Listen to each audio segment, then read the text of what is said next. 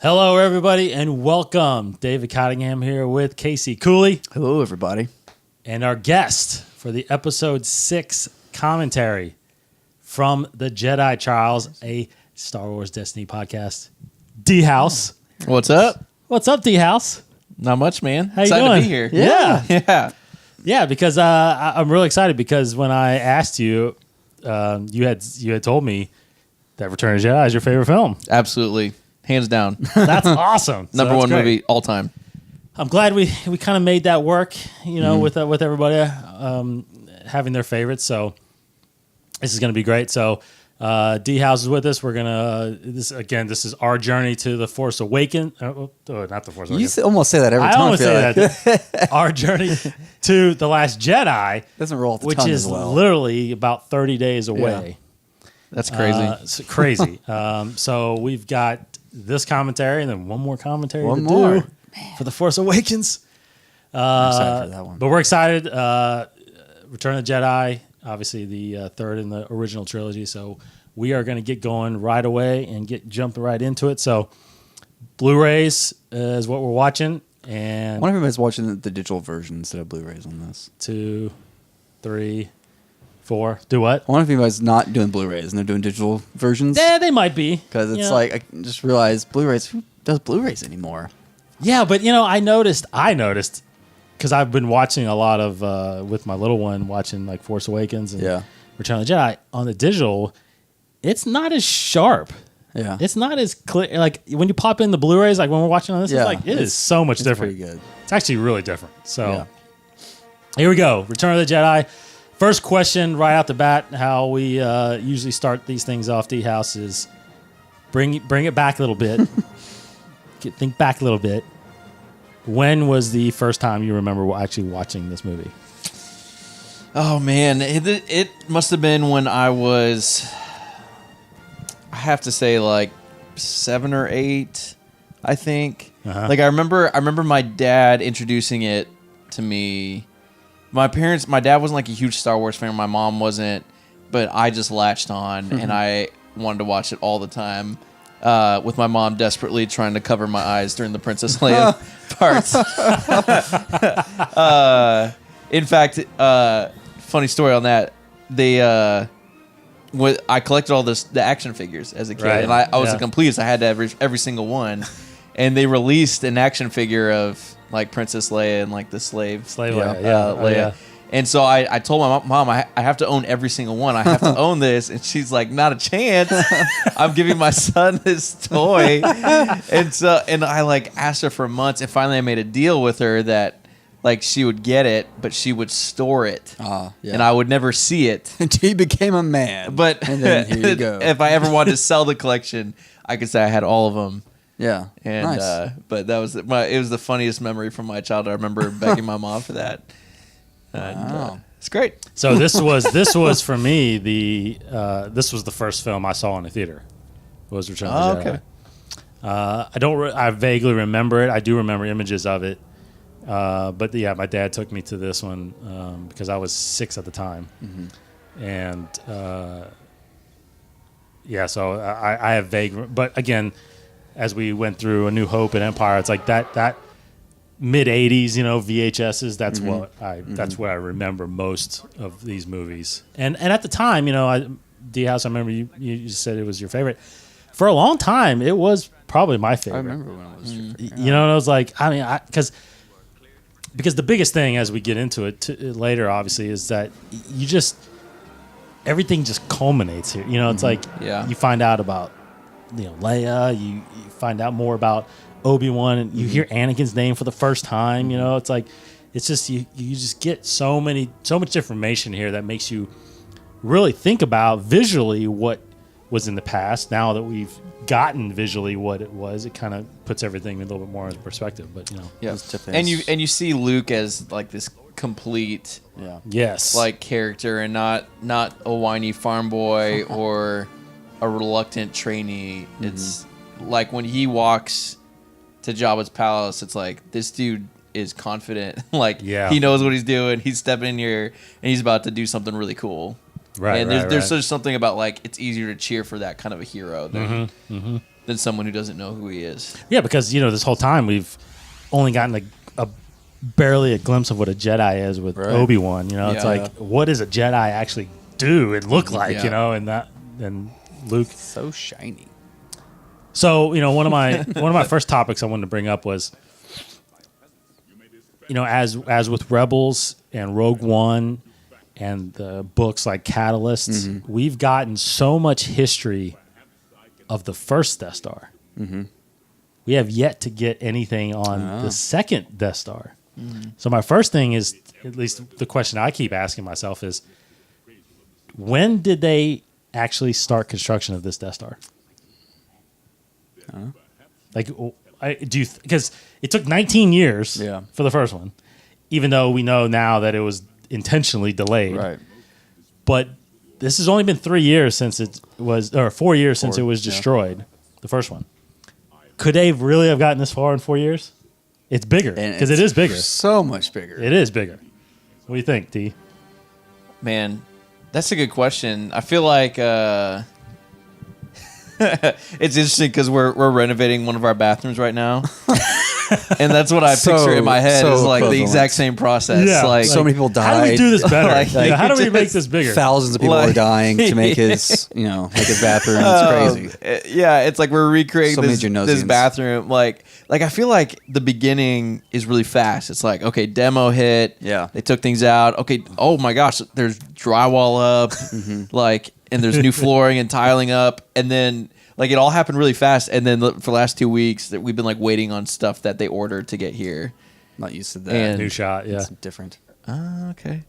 So I don't know. I feel like the Death Star is like, it's like a lot of like the drywall got up. Yeah. Okay. And the plumbing's in, the laser cannon is great, but some of the intricate details of the the second layer of paint. There's so many connections you can make. Like, fire when ready is very applicable to the first time you use the bathroom. And then, like, right? Then once it's done, if you and your wife are arguing about who did the most, you can be like, we're standing upon it's my achievement, not yours. Yeah, that's right. And then she gets all mad and she tries to take credit. It's pretty good. It's a good analogy. Yeah. What do you think, Case? Well, first time I saw it, or destruction, the construction of the Death Star. Sorry, I'm 2 questions back. I don't know. I mean, because I've thought too, like, well, what if they were building both at the same time? I don't know. I mean, it's slightly possible, but I think it's possible. I mean, yeah, it's possible. I suspend my disbelief, but I think it's possible. I agree. Well, I kind of agree with you. I actually think that. I think we're going to find out. I do think we're going to find out. Oh yeah. That they started this while the first one was getting finished. Yeah. Was that spider an actual spider or a droid? I think it was a droid. Yeah, I think it's okay. a droid. I think it was a droid. I hope it doesn't exist. Because that's what every time I saw that, I was like, I'm not going to Tatooine. That? It's like Australia. I'm not going there. But this is Jabba's palace. I mean, this is... Jabba's palace is, I feel like, half the reason why Return of the Jedi was my favorite. Like, I just think it's the coolest location, like that they do any of the scenes at. Yeah.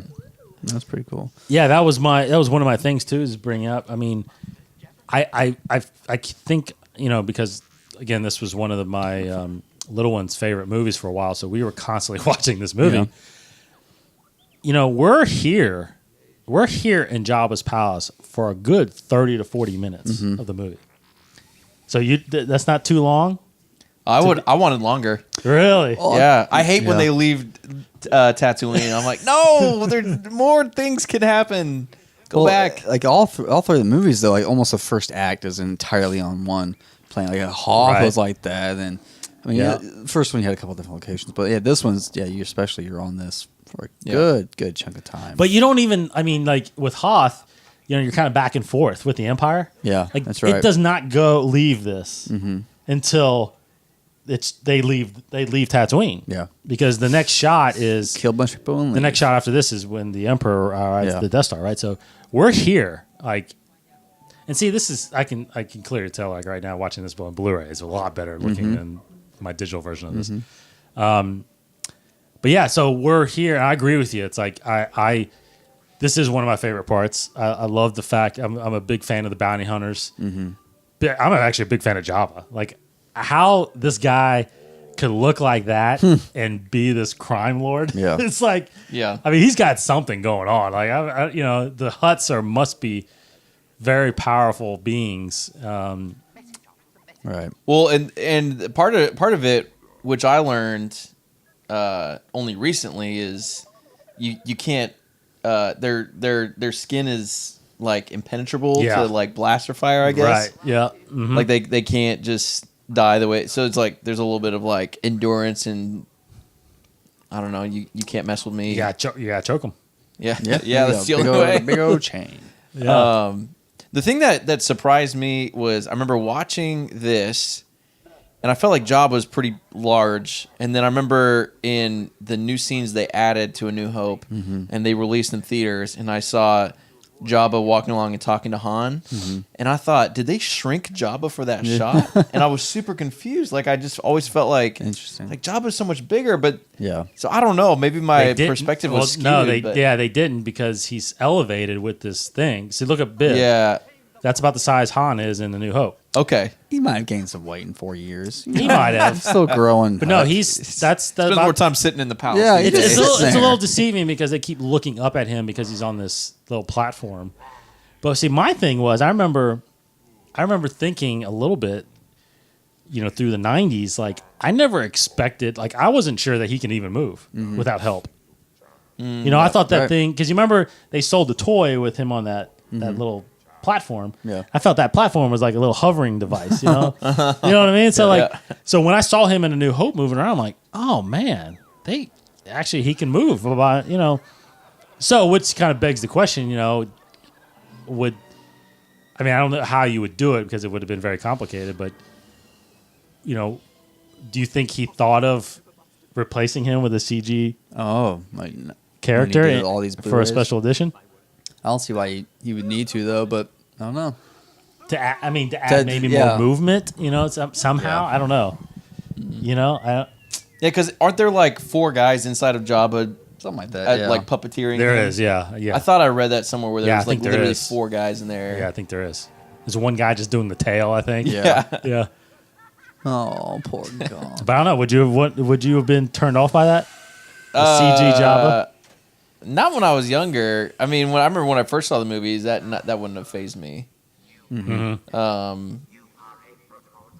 Now I don't know. It's such a classic look. Like I think it would bother me. Yeah, I don't.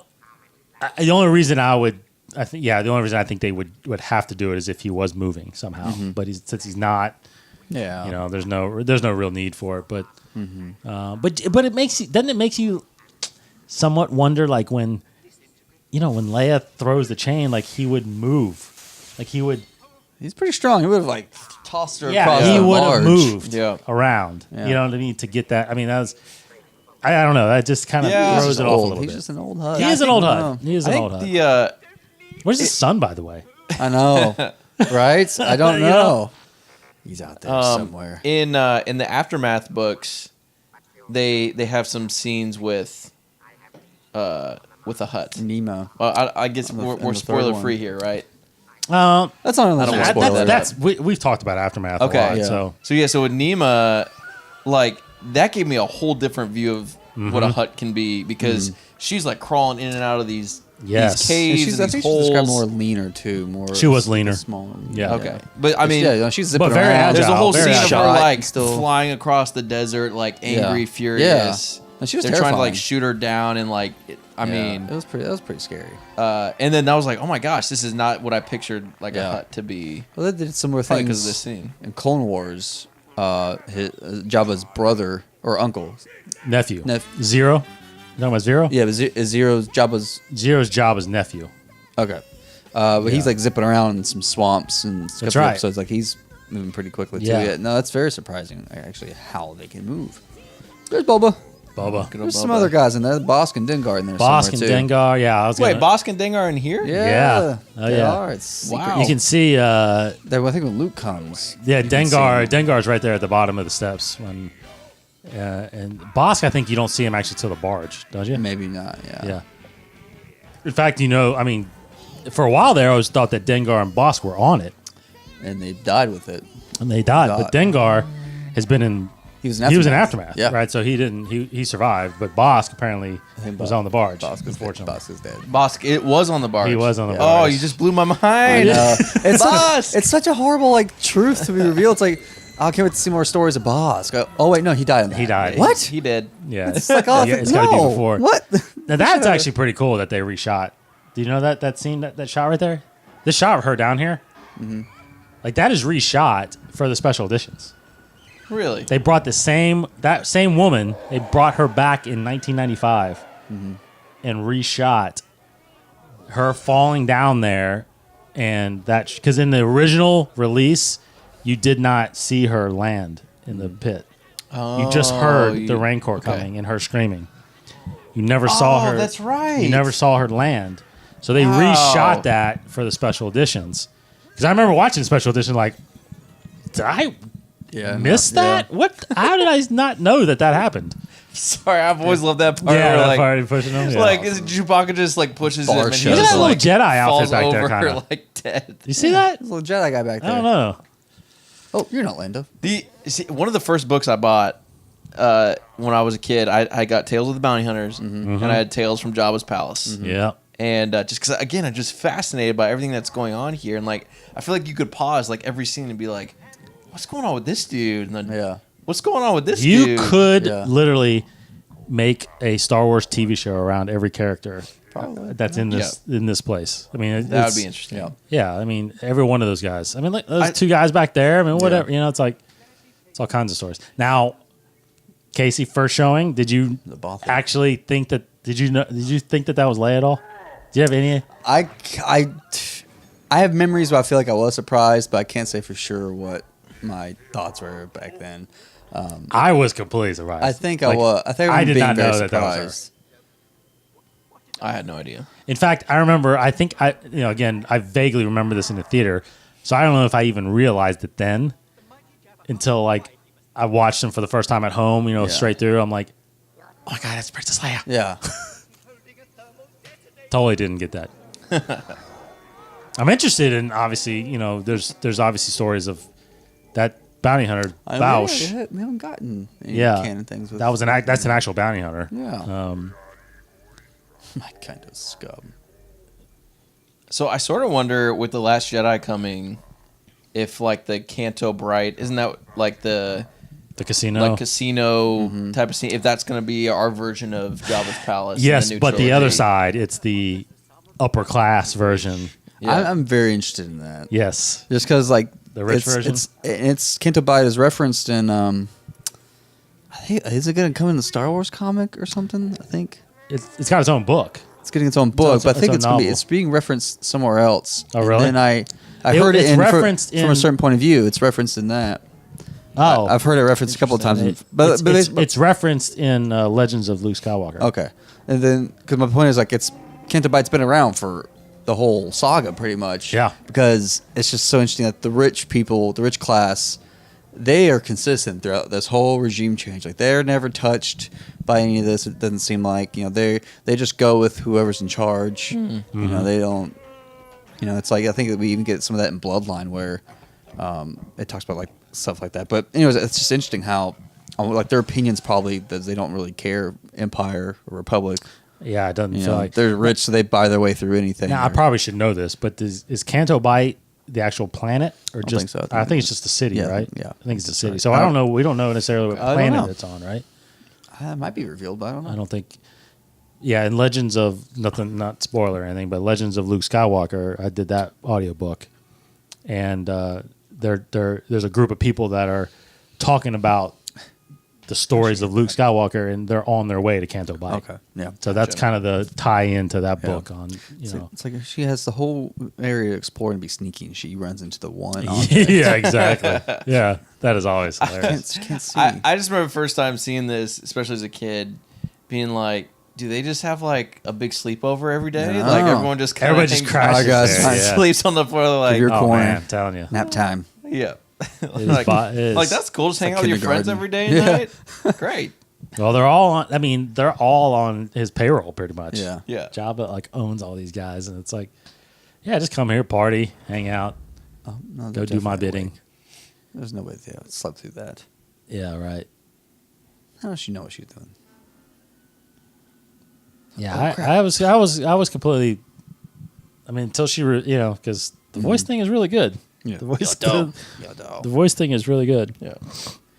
What? Remind me. What's the how much time has gone by since the end of Empire in this scene? 1 year. It's 1 year. 1 year. So I remember has gone by. He's been. I had always assumed it was like trapped for a year. immediate. Like it was like they made a plan. They went I know, for it. right? And I remember hearing That's it for the true. first time that he's been in Carbonite for a year, and I was thinking, oh, Yeah. Yes, that changes things. It does change things. Yeah, there was a great novel that is no longer canon, but Shadows of the Empire. Oh yeah. Did you ever read that? Yeah, I did. So Prince that Shizor. yeah, so that's in that in between time frame of Yeah. 5 and 6, and you find out about how she gets that bounty hunter outfit. There's all this stuff on Coruscant that's really awesome. Yeah. Yeah, it's funny. It's Zeezer. It's Zeezer. Is it? I always heard Shizor. Shizor. Shizor. Because I call him Zeiser all the time. Yeah. But the big thing too about that is there was that part of the book. There's a story where, when Boba Fett leaves Cloud City with Han, I mean, he gets pursued by all the bounty hunters because they want to steal him and bring him and get the bounty, right? Yeah. So there's this whole part about him evading Bosk and Forlom and Zuckuss and all these guys. I mean, that right there is a movie. Yeah. I think that would be so awesome. Yeah, that would be amazing. That would be so awesome. Oh gosh, there's so many cool ways they could do that. Yeah. Like the way they Be fun, ended when they ended Rogue One with the opening of New Hope. I would love if they opened up like a Boba Fett anthology film, like As at he the leaves end Cloud of City? as he leads Cloud Is City. That's like the incredible. opening scene. Oh man. It'd be nuts if they ever get to the point where you can flawlessly digitally recreate like a young actor's face, so they could do like a Harrison Ford Han Solo. Like if some point in that movie, Boba has to thaw out Han Solo to fight off the bounty hunters. Oh And then man. somehow finds a way to get him Get back him in back Carbonite. But that'd be kind of weird. But like, anyways, That's why he doesn't have his restraints. maybe not. Yeah, and that's how he knows him knows him better. Right? Because he has Boba Fett. restraints. He has restraints when he gets Yeah. frozen in Empire. Oh my No, god! but he doesn't.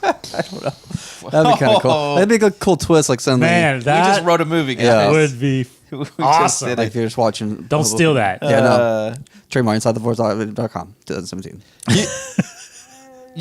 Not to sour the moment, That is but incredible.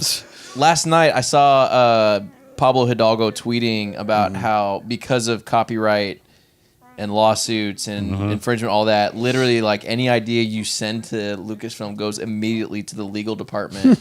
It does. They don't even see They these don't even ideas know. because they don't need anybody claiming that. Yeah. Hey, you took my You took idea. my You owe me idea. I know. $4 billion. Like, Yeah. So it's like stop sending them your ideas, guys. They don't even Yeah. read them. I think I remember seeing one of those tweets like, yeah. And Tim's basically saying, don't send me. Yeah, send Yeah. it to so and so. But It's like, but Pablo, if you're watching, yeah. But seriously, listen to Yeah. that idea. It's good. hey, I met Pablo this summer. Did I tell you guys that? No, where were you? At Gen Con. Oh, that's James, right. that's right. Yeah. He spoke in a thing I was at, Right. and I was just talking to some buddies, and we're like, hey, let's go to lunch. And I'm like walking out, and we were just like leaving the doors, and Pablo Hidalgo was like walking out next to me. And I was Yeah. like, Hey, listen to my idea. hey, Pablo. Yeah. Yeah, you took a picture, right? Yeah, I did. I got a little Yeah. selfie with him, but It's like, what? Yeah, that was a we cool did the moment. same at Celebration, but I didn't Matt. want to bother him. Remember, he Oh, came out. Pablo? Pablo. I actually didn't see him. Oh, wasn't maybe you there. weren't with me then because I saw the same thing. Pablo came Yeah. out of this thing kind of, but so many people were trying to go up to him. Oh, I was yeah. like, and then I ran into Leland Chi, the keeper of the holocron. He's been there even longer than Pablo. Had a great conversation with him. We bumped into Matt Martin on our way out. Martin, from yep. One celebration. Yep. He's very approachable. He is. He's just a little guy. He is a really little guy. No offense, buddy. Yeah. Not that you're watching by any means, but Oh, Bib Fortuna. Bib Fortuna. His cousin's in Rogue One. Mm-hmm. He was one of Saul's guys. Did you know that? wait, what? Next time you Bib watch Fortuna's cousin is one of Saw Gerrera's henchmen. Partisans, yes. You see him breathe. You see him sitting there, and when they get taken in there, Captain Cassian and the other guys, Baze and Chirrut. When they're walking through there, there's somebody. There's a Twi'lek. Mm-hmm. I say Twi'lek, you say Twi'lek. Yeah. When they're sitting there, that's his cousin. Well, there you go. There you go. So it's a rift in the family. I don't know. they're all bad guys. Yeah, I guess so. It's all bad guys. He needs to wipe his mouth. Nasty. You're a bad guy, but you're not a bad guy. So right as Luke was coming in, I didn't want to interrupt, but there was a Doug? a Doug, that was walking in, Doug and added. I've never seen that before in this. Oh, really? I had never the Blu-ray version. Yeah, that edition. was the Blu-ray version, right? That wasn't the special edition. No. Okay. It was Blu-ray version. Yeah. Because also what's different about this and the Blu-ray is did they once again redo the band, or they keep that the same from the special? No, that edition? was the same. Okay. The band was the same. Well, they might have done it again. No, I think that was the same. touched it up. Yeah, that was the same. I feel really bad for this. There's community. Dengar right there. You see Dengar right there? Oh, I missed him. Yeah, he's standing right there. Dang it. Yeah, you feel so bad for this Yeah, poor I pig. feel bad. Gamorrean. Good morning. There he is. There he is. Front See him? and Oh, Bosk. wow. And Bosk. Look Is that Bosk? Yeah, I think that might Yeah. maybe. Yeah, it might be Bosk. It's a little different, but So yeah. A looked little a little different. It did look a little But I different. did see Dengar. That's Yeah. man. So, and one thing I watched this a lot. This movie a lot. Trust me. My daughter played this every day for like 6 months. But There are worse things. there is worse things. Yeah. One thing I keep asking myself is, and maybe he doesn't want to do it, but why can he not use the Force? I know. It's always, this it's just guy. at this point I just look Is he too past big? it. Size matters not. Hopefully he's right? learned that. Yeah, Size so- matters not. No, yeah, but it's just But I'm wondering if he doesn't want to kill him. Doesn't want to kill. Yeah. Well, he does kill him, but he doesn't want to. force choke him. For- you know, well, yeah. he did force choke. Yeah. But I get what you're saying. He force choked. he doesn't want to go too far. I don't think he killed those guards, did he? No. I don't think he killed them. Pushed him. That's what that I always wondered that too. Like I feel like force choking has to be a violation of. Well, he Jedi way. shouldn't technically have that ability, but It is. it's a dark ability. It I is a think, dark right? ability. It's so interesting because in the old canon, the New Jedi Order series, when I read that a long time ago, there was a moment where Luke comes in, saves the day, and he actually uses a little bit of dark side power to like defeat the bad guy really quick.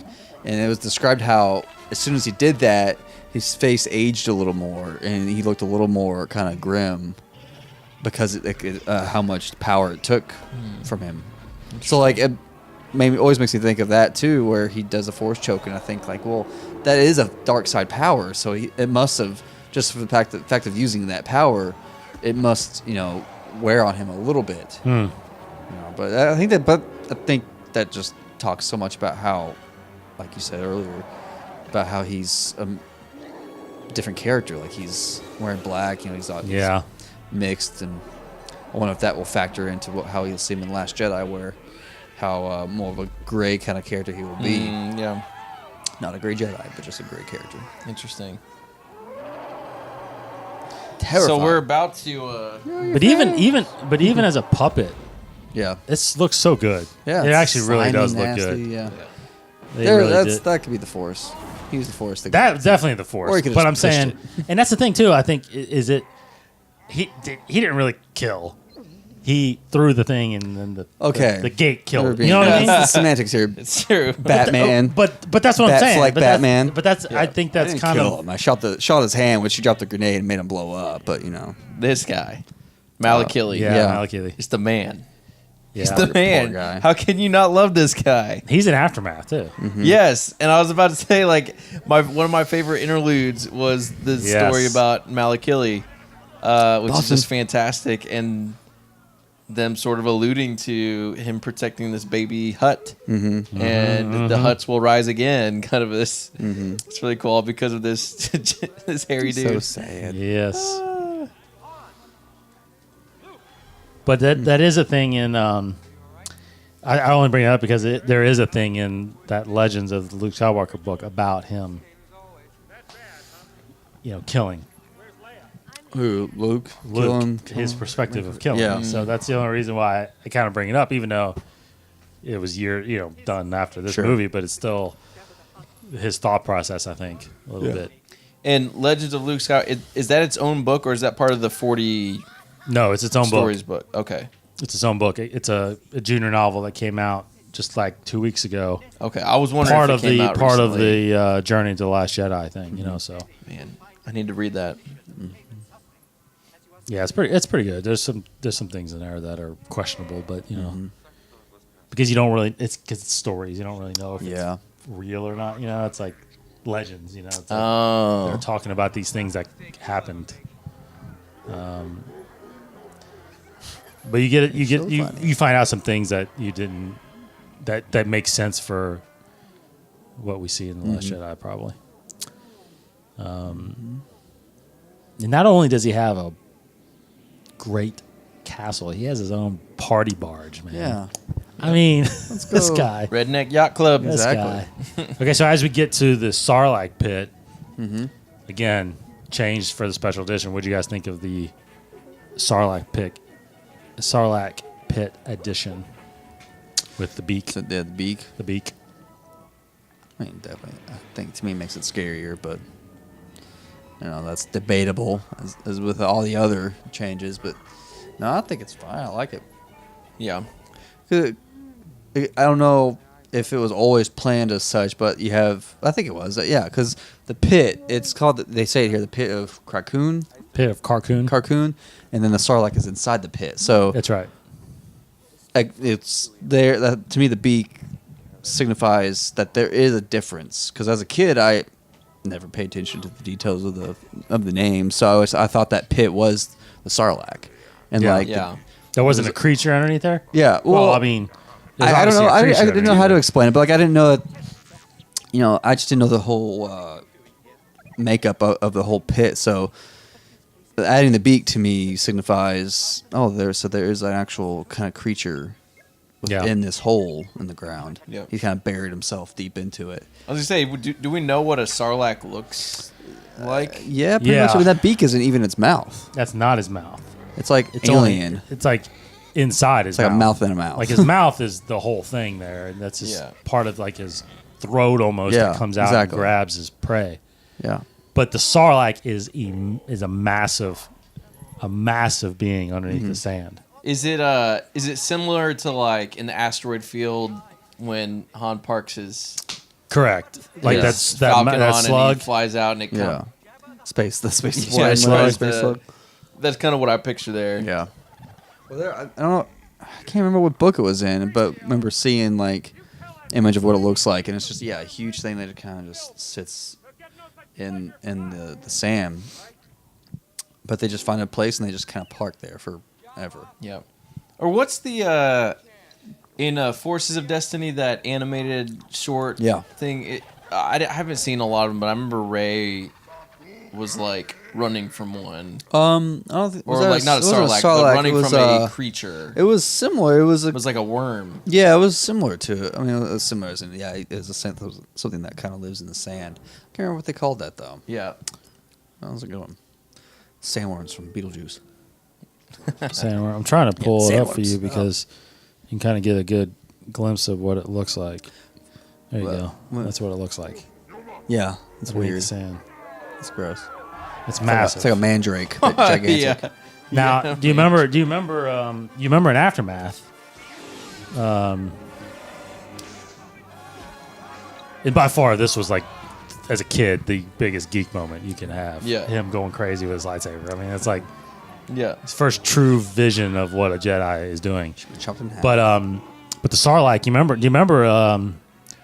Wasn't it Malakili? I think he was when the guy with the armor comes up to him because the Sarlacc is out of its sand, dead. Yes. And its guts are cut open because people are trying to grab all the stuff out of it to resell it or whatever, get the goods. But the Sarlacc actually moves around. Yeah, come out of the sand, but then he falls in there like that. I mean, it's crazy how big that thing is. But you guys upset about poor Boba Fett? Oh yeah.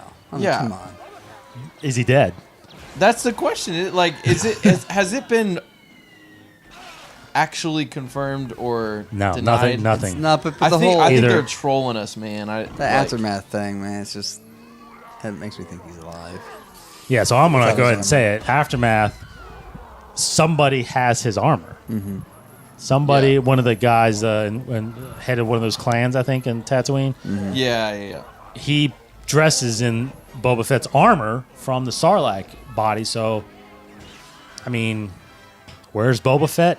Yeah, he's naked, walking around the deserts. Yeah, But that's the thing that makes me feel like he's alive. dead. Oh, he's dead.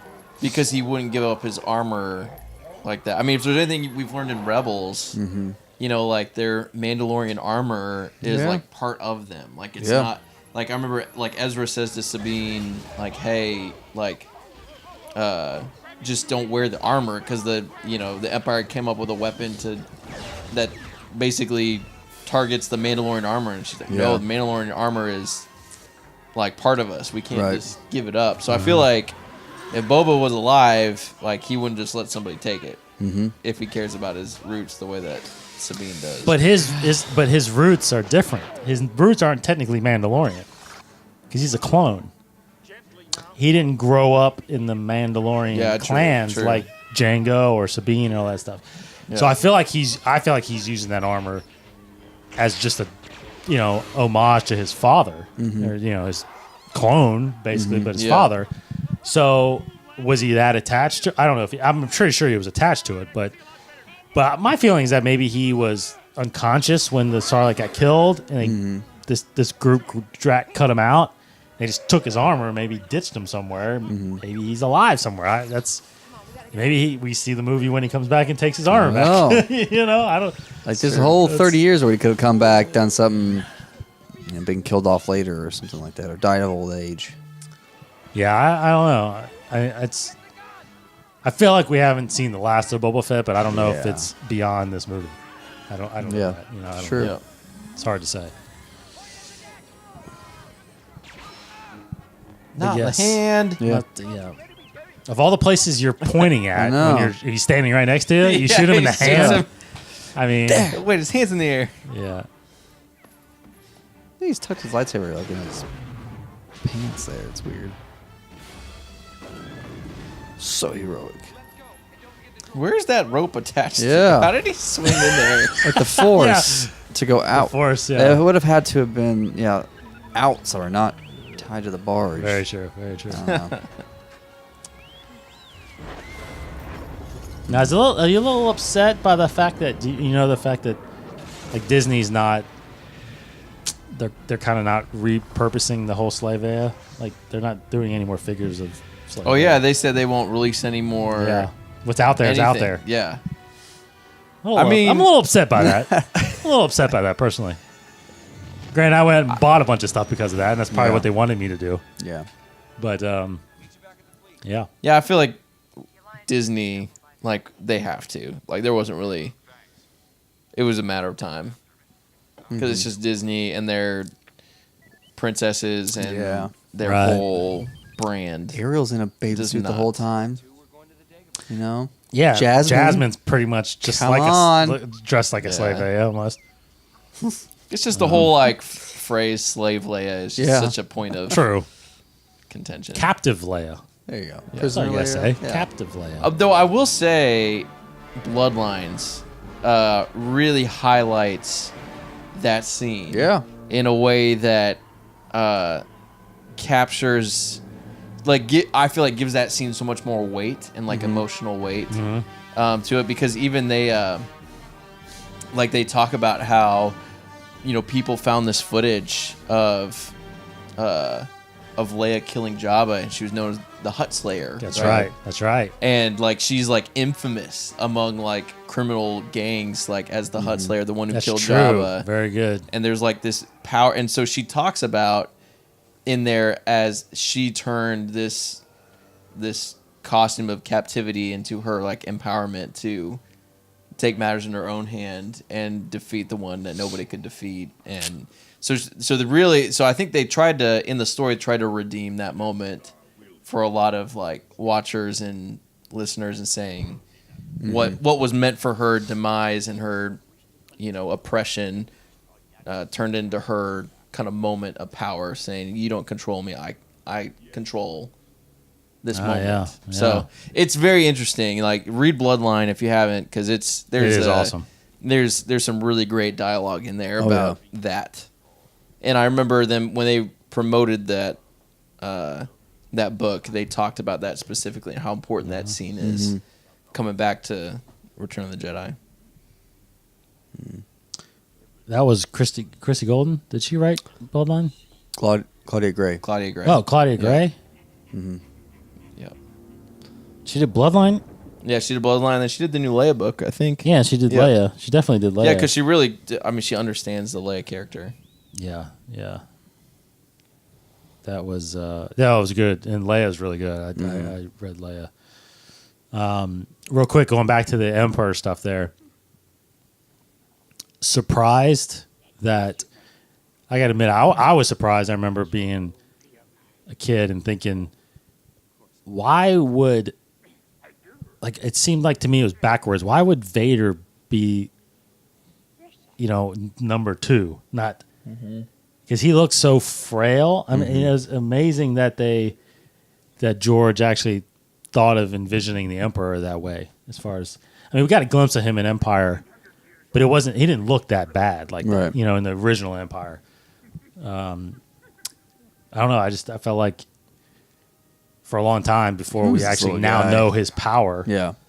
Now I did read that Pablo did do a whole set of tweets about, because someone asked about when was the Emperor considered a Sith, because there's no mention of Sith in these movies at all. The only time you hear or even read about it or saw it was on like Vader's action figure, Dark Lord of the Sith, right? So I think Pablo said something like in one of the publications, one of the encyclopedia books is when they first said that these two practiced in the dark side and they were Sith. Yeah. Because at the first he was not a Sith, and that the only way that they can convince fans like us that Vader would follow him is that he had to be a Sith and be more powerful. Like there was no way Vader would just listen to somebody. Right. So I thought it was pretty interesting that he explained all that through that series of tweets there. And now we got Yoda, my favorite character. It does make me wonder, like, what they're going to do or how similar they're going to portray Snoke compared to the way that they portrayed Palpatine. Oh. And are they going to be, two sides of the same coin, or is Snoke going to be completely unique? Because obviously, so far, the way that they brought Force Awakens in, it feels very similar. Yeah. I definitely think we'll see Snoke do a lot more early on than how we saw Emperor or Palpatine, for that matter, in the prequels. Yeah. I mean, from what we saw in the trailer alone. Oh gosh, the trailer itself is doing some crazy stuff. Whew. But I don't know. That's good. I don't know. Wait and see. But 30 days. 30 days. Gotta wait. Gosh, man. 30 whole days. 30 whole days. So here's where we start getting the big reveals. Like, reveals start becoming fact. Surprised that we get all this. We're 45 minutes into the movie. Yeah. I mean, everything kind of gets revealed here. No, I'm in glad these sequences here with Yoda and then with Obi-Wan. Yeah, because I'm glad they did it early, because it was like Force Awakens, when they revealed that Han was Kylo's dad. Like, I'm glad that wasn't the big reveal, the big twist. Oh, I'm glad Leia being a Skywalker wasn't the big twist. Well, you kind of suspected it because of Empire. I mean, He says there is another. Yeah, I mean, who could it be? Yeah, it had to be either a brand new character or someone that we've already met. So, I mean, Leia was a speculation, except people thought, well, he kissed Leia. So there's no way. There's no way. And that's the sticking point for my wife when she watches these that she can't get past. Like, she just can't get past that kiss. When you don't know, you don't know. Yeah. Yeah. You know? You don't know. I don't know, but yeah, I do know. I agree. And it's kind of a jealousy kiss. You know, like exactly. Just trying to get Han riled up. Doesn't mean anything. Yeah. Yeah. So, how surprised? I mean, see, here's the thing. Well, I wasn't surprised. I guess it's surprising as you watch the prequels now about Yoda, at least to me in a way, Yoda disappearing here. Because that whole opens up a whole, door of this whole afterlife thing. Yeah. Well, we saw a little bit of that in A New Hope with Obi-Wan. Right. Vader strikes That's him what I'm down. saying. That's I feel like with Obi-Wan and with Yoda, as you watch this in this order, it's like, oh, every Jedi disappears. But then when you go back to episode 1, it's like, well, Qui-Gon didn't disappear. What's going on? Yeah. Yep. So I remember watching episode 1 in the theater, and since he didn't disappear, I'm like, wait a minute.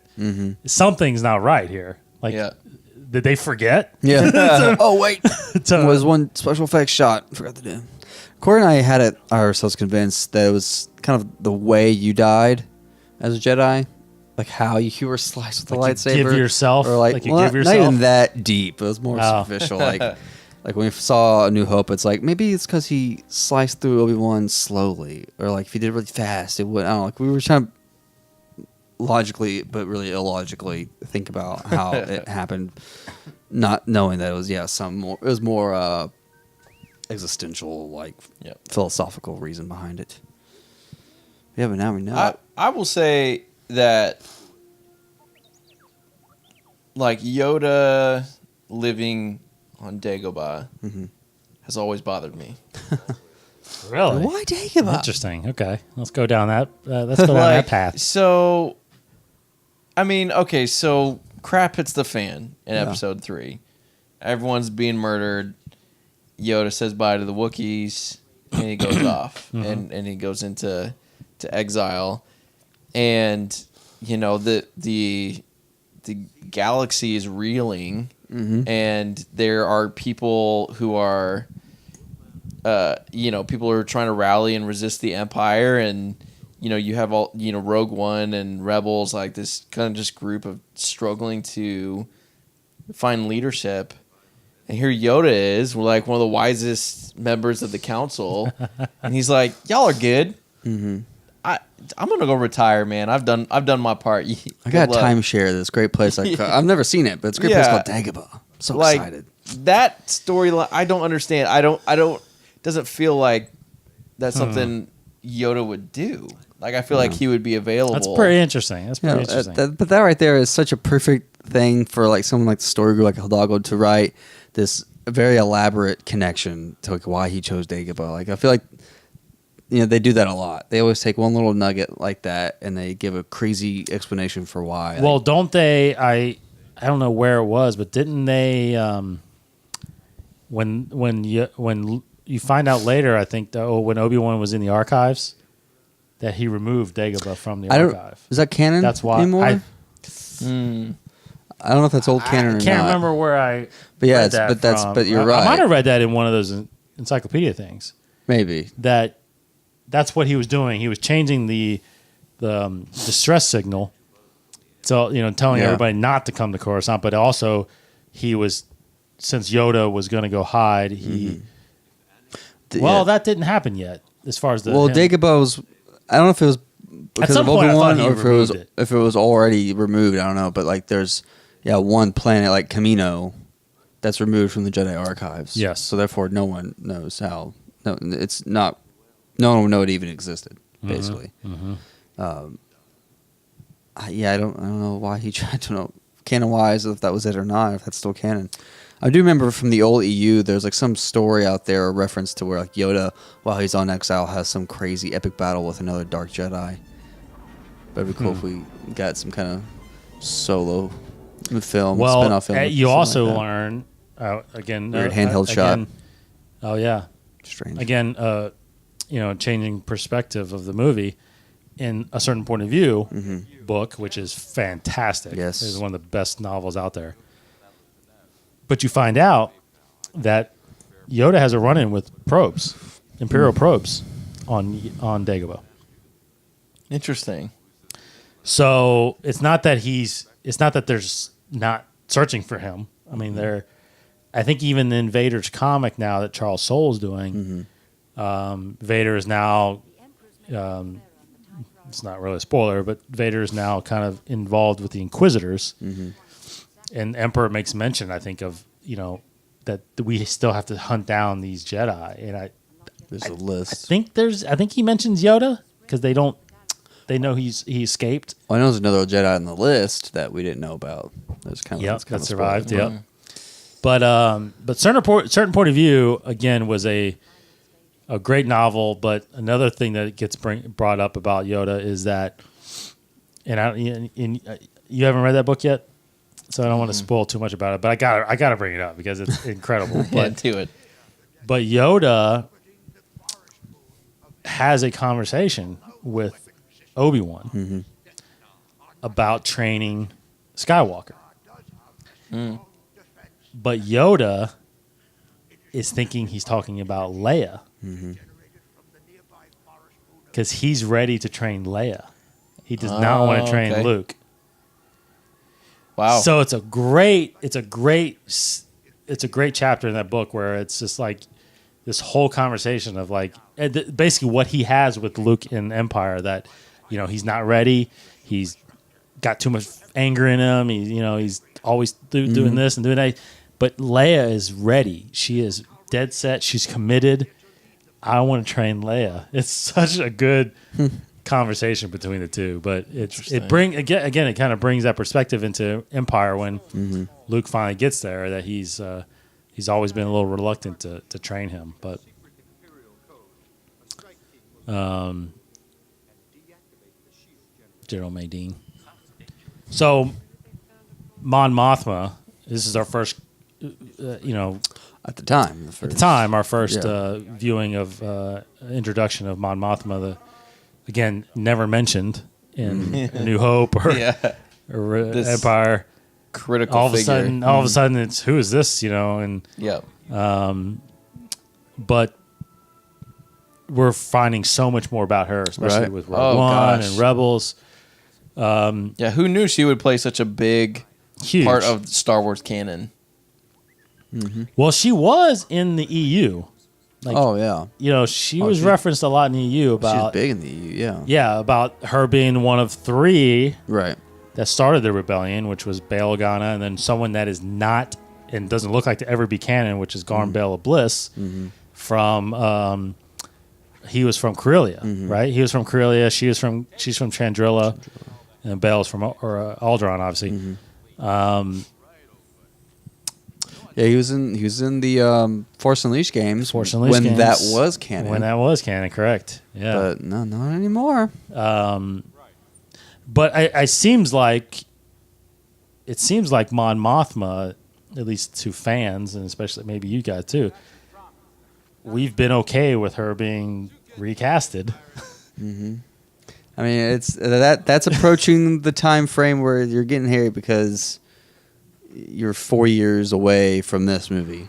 Like Rogue One and this are 4 years apart, so a lot of city miles in those 4 years. I guess with all the stress of the rebellion and everything. So yeah, but she looks pretty close. I know, because does that even bother you, D? No, it didn't bother me. I guess the part I struggled with was I guess again just going to the books, like Aftermath brought her in again. I'm like, who's Mothma again? Who's this girl? Right. And so I was like trying to remember, like, oh yeah, she's that one that you see briefly. And then I read Bloodline, and she's like a main character of Bloodline with Leia and their relationship and and the struggle of the galaxy to figure out how to run everything. It's like, okay, so she seems pretty important here. And then we get to Rebels, and we start to see her show up in Rebels as like this key figure that got the rebellion going. I'm like, oh, okay. And then obviously Rogue One pops out. So I guess I just wasn't really interested in her character at all until they actually started developing it. And then recently in Rebels, as they've kind of shown a little bit of the philosophical and ideological differences with her and Saw Gerrera, that's interested me a lot. That's awesome. Yeah, that was a really good.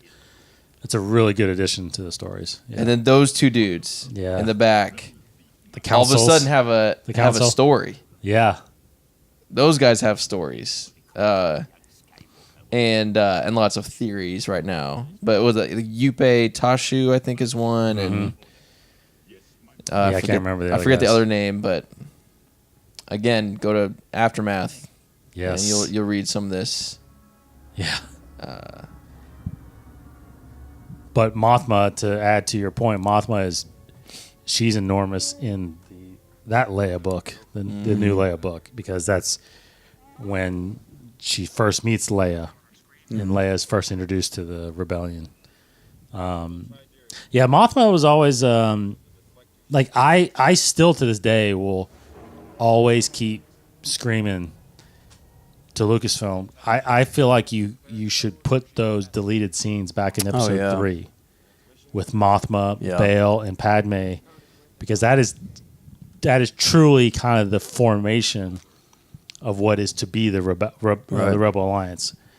I mean, I get it in the end. I don't think I've seen this scene. There's like 2 or 3 deleted scenes from episode 3. I think if you got the DVD or I think it's the DVD, right? Or the Blu-ray, maybe. Too. Yeah, both. There's deleted, or you can get on YouTube, obviously, and find them. But there's deleted scenes of them meeting together to talk about like this petition of them to kind of secretly form this, not rebellion, it's like a coalition. But it's a coalition, a council of sorts. Senators dedicated to, making sure that that the Emperor doesn't.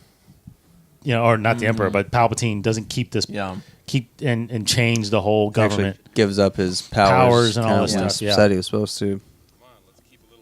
But as things get worse, I think they ultimately say that we'll plan something down the road. Yeah. I can't believe they took that out.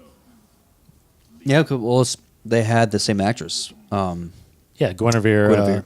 She's the same one that's in Rogue One. Mm-hmm.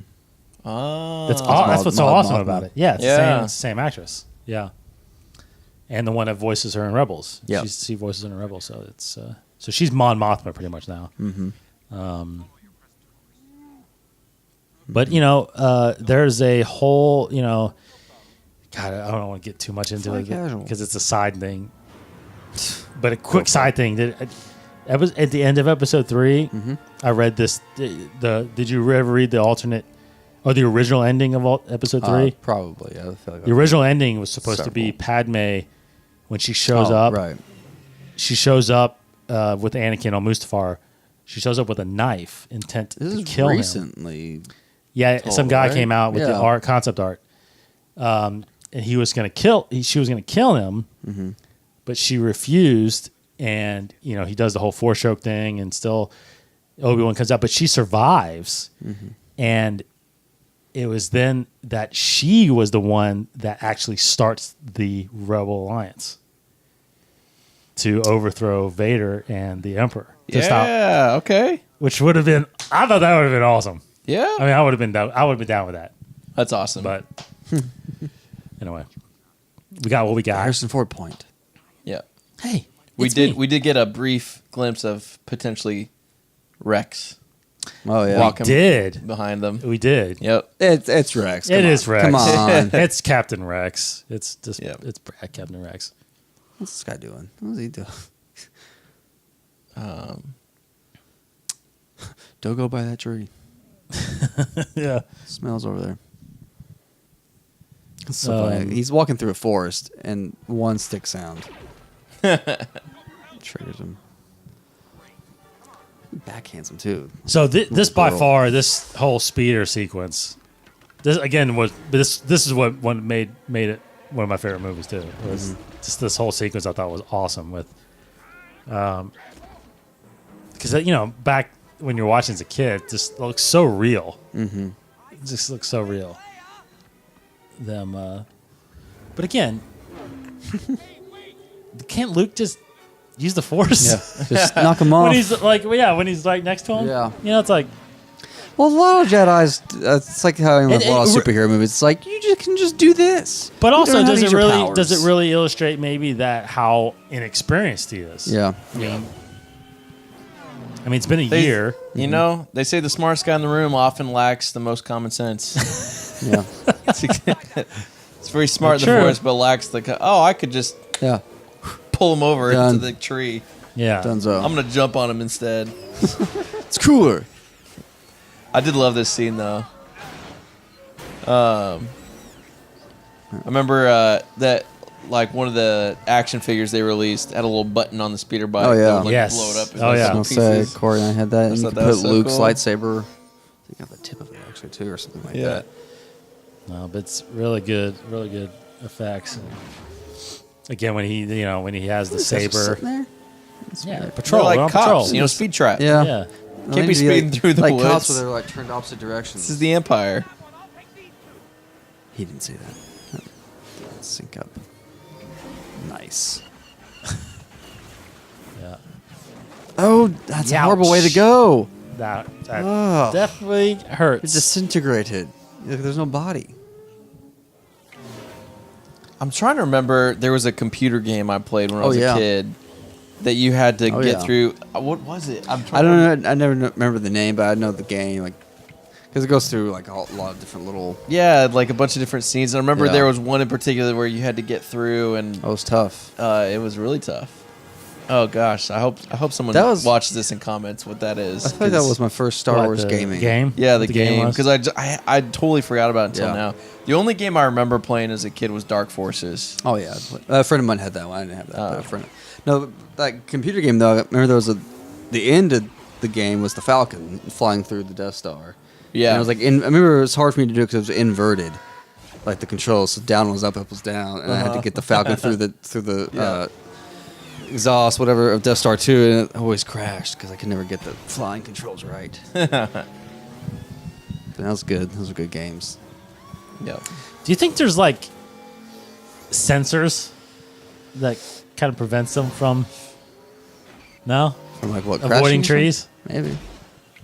There's got to be. I mean, that's why we'll often wonder about the speeders. Is like, there's got to be some sensor at least on the bottom because they go over like a log, they get higher. They automatically just get higher and lower with your obstacle. Like snow speeders. Like I always thought snow speeders would they always had to stay a certain amount off the ground.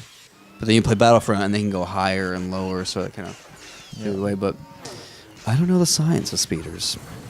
I mean, he was going straight at him. Like, got him. You know what I mean? Like, murdered more people. Murdered. So this was filmed in the Redwoods of California, right? I think so. So I'm a big Parks and Recreation fan of the show, and there's a scene in there where Ben White takes Leslie Knope because she's considering taking this national parks job, and he takes her. I think it was near San Francisco or whatever, and they're walking through the redwoods, saying, "You could be in charge of this." That's so funny. And then he stops. He's like, "We're on Endor," and he starts freaking out, and it's so funny. That is hilarious. His character is a big nerd. I haven't watched a little bit of the show. Yeah, he's a pretty big nerd. Yeah, it's awesome. That is hilarious. I would do that too. Yeah, I would totally do that. Yeah, there's a lot of fun. Like I love when movies do random references like that because this also relates to Return of the Jedi and Pineapple Express.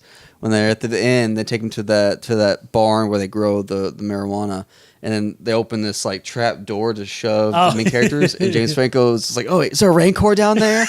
It's just out of nowhere. But That is awesome. like you get it. It's so funny. That is the best. There's little references like that for sure. See that when my wife and I were dating, we might have been engaged at the time or something, but I remember she had never seen Star Wars, like any of them, and I said, "Listen, if we're gonna get married, like you have to watch every one of these. This isn't an option." Pre-marriage counseling here. Yeah. She had the same conditions for me. For me, I'd never read any of the Harry Potters, and she said you have to read the Harry Potters and watch it, which I'm glad I did. Yeah. Yeah. But like I was like, okay, you have to watch Star Wars, and And she's like, I don't know. I don't get into sci-fi. And I'm like, and so until I had to convince her. But in the meantime, like we'd be watching shows, and there'd be a Star Wars reference. Once you start looking for them, like actively, there's a Star Wars reference in like every show, every movie that's ever been created has some kind of Star Wars reference. Like it's crazy, like how much it is just in all of culture. So every time there would be a Star Wars reference, I'd be like, "You didn't understand that." I know. You didn't right? understand that. Yeah. You didn't understand that. Yeah. Well, and she's like, yeah, something about a father and a son. I'm like, funny. Oh no. Like, so finally, after she watched it, then I'd be like, now you get that reference. She's like, yeah, that's funny, or that's good, or that's. That's how it was when we watched The Flash, because The Flash does a lot of Star Wars references, and so Sarah, my wife, she'll whenever they make one, she'll look over at me because she gets it and she knows she wants to see my reaction. But no, you're right. And Family Guy always has their Star Wars specials, or especially with this movie, it was pretty spot on. Yeah. Another Blu-ray change. Ewoks are blinking. They are blinking. Every now and then they'll blink. That's a weird change. That's a weird. Yeah, it's just, But it makes sense, right? They should blink. They got eyelids, right? Yeah. Ewoks have eyelids. Yeah. See, that's kind of the thing that I feel like Story Group would try to explain. But like, no, Ewoks don't have eyelids. That's why they don't blink, because they don't have eyelids. Their eyes naturally secrete the liquid so they don't get your eye. You know. Well, there it is. It blinked. There was a blink. It looks good though. It doesn't look. I think it looks great. Yeah, it looks fine. It makes Get sense. over it, people. In fact, there's probably a lot of that you could do with those creatures in the cantina. Oh, absolutely. You know? Yeah. Well, even these masks, even the Ewoks masks. Yeah. You know, like little gestures in the cheeks and around the eyes, like squinting, that kind of thing. They always just have that big old glazed look. Well, so let's talk about Ewoks. Okay.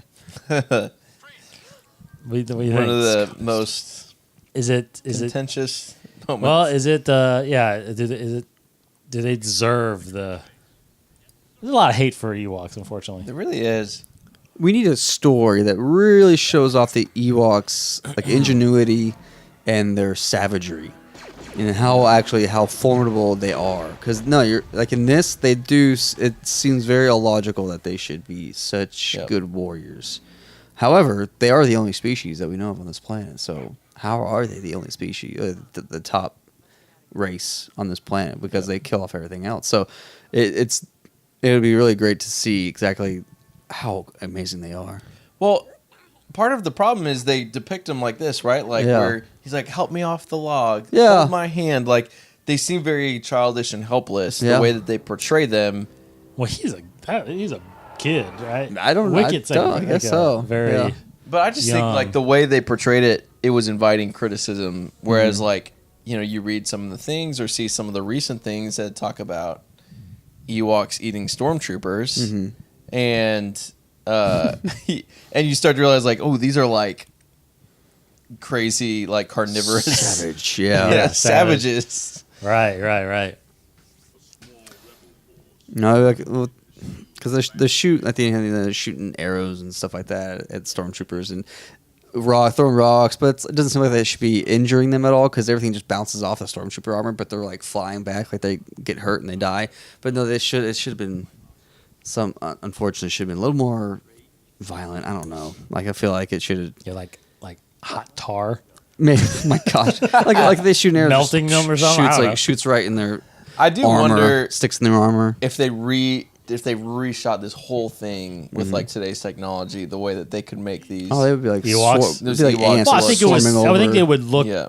I think it would look like Kashyyyk, just littler guys, right? I think like jump around, do little cool acrobatic moves, or I don't know, something insane. Because that's sort of the challenge, right? Because they can't make them look like Wookiees. They have to be their unique Ewok self. Right. I mean, originally he wanted them as Wookiees, right? I mean, they. Oh, he did. Yeah. But he couldn't do all these 7-footers. There wasn't enough 7-footers around to do all these Wookiees, so he cut them in half and not in half, a third, I guess, and made them Ewoks. But obviously, too, George will always say it. He's always thinking about a younger audience as well, right? So I mean, kids love freaking Ewoks. Well, now they're gonna love porgs, right? They are. yeah, I right? You love can already see you can already see that. Yeah. Speaking of Star Wars references, it's been a while since I've seen it, but there's a really good reference in How I Met Your Mother regarding the Ewoks and the character Barney. Yeah. About what year you're born, like depends on if you like or hate Ewoks. That's right. And like he uses it to explain. Yeah. Like one of the girlfriends in it or something like that. But that's pretty. They have another Pretty Ewok clever. reference where Ted is introducing his girlfriend to watch Star Wars for the first time. Yes. And Marshall's really concerned.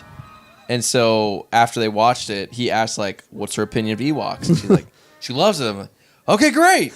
She's good. How I Met Your Mother. There's a lot of Star Wars references. Yeah. They're really A lot. hard. I mean, there's like he has like a stormtrooper. in He his- does. Just like he has a Yeah. clone trooper. I think it's a clone trooper. Oh yeah. Mannequin in his apartment.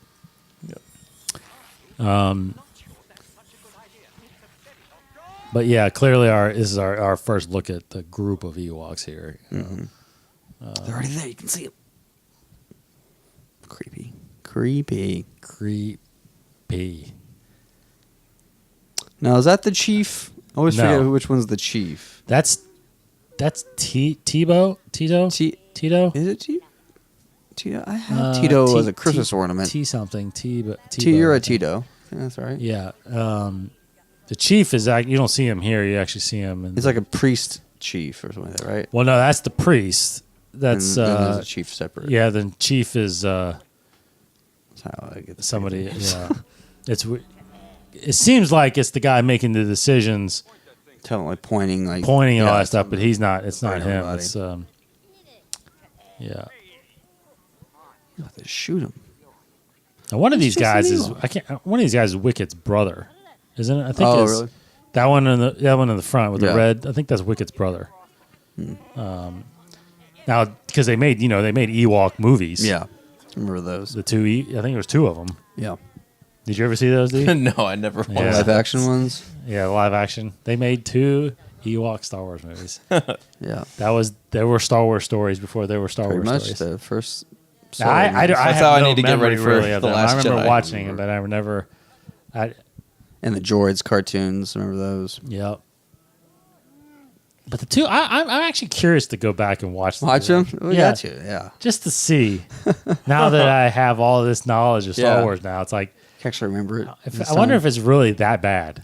Because I think Wicked's in it, Mm-hmm. right? I mean, But it's like it's a family. One of I them's a think the family that crash kids lands there, I gets think. lost. Yeah, something like that.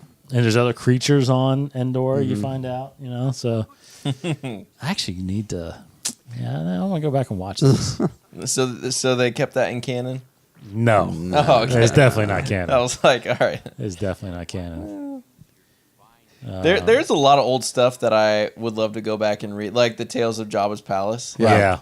That I want to go back and read again, but I'm like, I kind of want to read new canon stuff instead now. Well, know. from what I hear, because I never read the Tales of the Bounty Hunters or Jabba's Palace, but I think they've pulled a lot from the Tales of the Bounty Hunters into new canon. I think. Really? Like it's just little been so long little since things I here and there. read, so Just I like the But like Weston in what? Weston games. Like the old role playing game, like that's been they pull a lot of that for new canon. I think they pulled a lot from. I could be totally wrong about that, but I feel like I've heard that somewhere. But I'm sure someone would correct me. But the Weston games I know have really influenced a lot of new canon.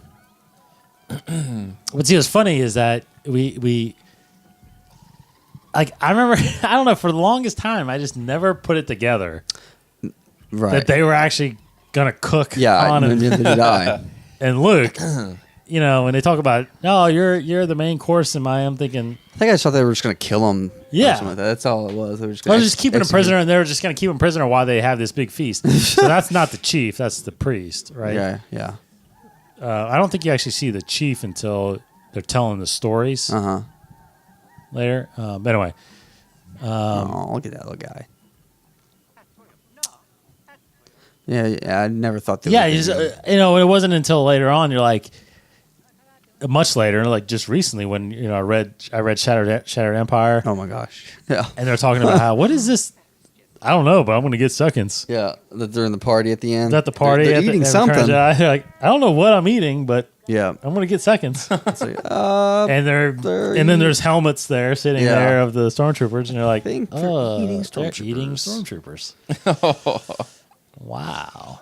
And kind of go back to Forces of Destiny. Like one thing I liked about Forces of Destiny is that a lot of it are those shorts are like deleted scenes, and one of them shows how Leia gets her dress because it's little things like that you wonder. Yes, that's right. Just little thing. How does Leia get? You seen the Forces of Destiny? Have you? I've watched a couple, but I don't know. They're just like a little. They're just like a handful that are really. I feel like are really impactful. That's the chief there next to him. Behind him. But no, like little things like you watch this and you think like, how in the world did Leia get that dress? The Ewoks just have random human-sized dresses laying around, but this episode of Forces of Destiny kind of explains it, and it's just it's very you don't need to watch them, but they're just nifty little stories that fill in little gaps. Like you gotta wonder if Lucas Story Group, they just have like an encyclopedia of questions people have asked, like throughout the movie. Like, what could we do a 2-minute story about? Where did Leia get her dress? Let's. They literally are. I feel like you're gonna fill in every single gap, so second by second what happens from the beginning of episode 1 to the end of episode 9. What's crazy is that people actually care. Like I know, like there's no other franchise that could match that kind of level of curiosity. Some people, like Cody Geiler, who's been on our show a few times, I think he gets bothered by it a little bit. How it's almost fan service where they're just filling gaps just to fill in gaps. Mm-hmm. And like going backwards and explaining things that are in a way errors. I don't know, but like I like it. I like I want them to fill in all the gaps, and I'm excited to see kind of how they do it eventually. I am ready for stories to go beyond. Like Rian Johnson's been revealed he's going to be doing a new trilogy, so I would like that to be the first opportunity to branch into new territory with like new villains, not Empire, not maybe still keep the Sith and Jedi. Obviously, because they're awesome, but break away from Stormtroopers and Empire and Rebels, do something new. First Order, get away from that, but no, like right now, that's where we are, and that's where we're going to be for a good while. It seems like filling in the gaps with the Empire and the Rebels. Yep. I mean, there really is. We were kind of talking about this earlier, but like one of the things we learned recently was that at the end of Jedi, like Hera, Syndulla, meets. Talks with Han and Leia. When she talked about, I didn't actually see it, but I heard about it. Mm-hmm. But it's like, oh gosh, okay, so Hera Syndulla like lives all the way through Return of the Jedi. Yeah, she does. And it's like, where the heck was she, or what was she doing from, from Rogue One till now? And so there's so much opportunity there to tell Hera's story. I mean, we're still learning a lot of it in Rebels right now, but. But to learn her story, how she got into, No, Endor. I don't think she's a part of.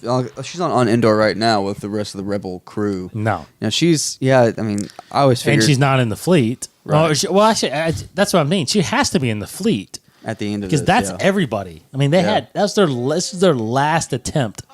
To destroy the Empire. Unless she has an excuse not to be in the fleet, but the ghost should be there. Yeah. Yeah. I mean, but why would it not be, that was one thing I think I brought it to you on our show, Casey, is in Rogue One, she has the title General Syndulla, right? Mm-hmm. How are you going to make Lando a general to lead this lead the fighters in the battle when you already have a proven general all these years in Syndulla? So it's like the ghost couldn't fit into the exhaust ports. But not just that, but you see that she is a fighter pilot as well. She's flown X-Wings. She's flown Y-Wings.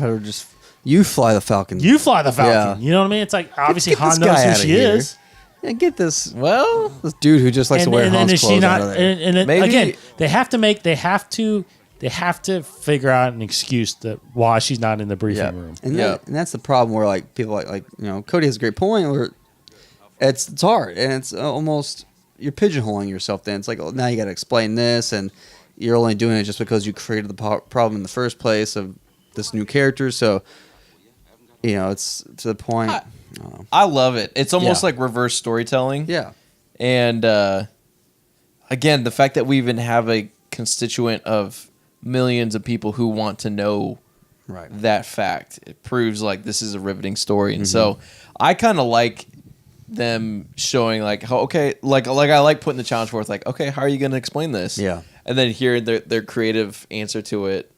Like, personally, it's like, you said it was like fan service. I'm like, it is fan service, and I like that. Like, I like that they care enough about the fans that they would take the time to tell this story, because I feel like they could easily ignore it. They didn't have to drop General Syndulla into Rogue One. They didn't have to tell us that, you know, Hera was on Endor, but they did.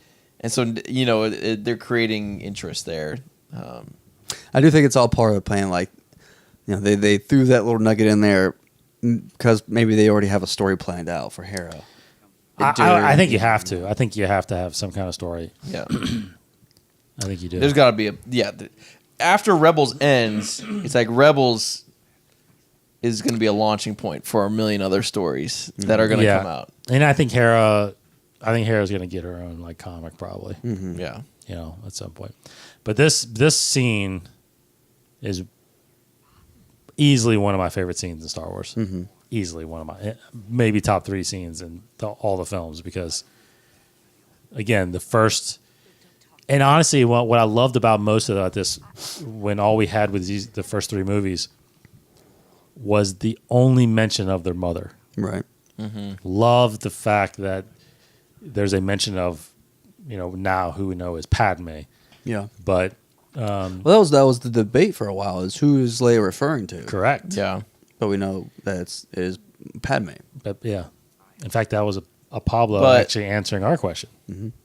I threw Pablo a question because I just happened to be watching this, you know, one time, and I was like, I actually sent a question to Pablo. I said, you know, does Leia know she's adopted at this point?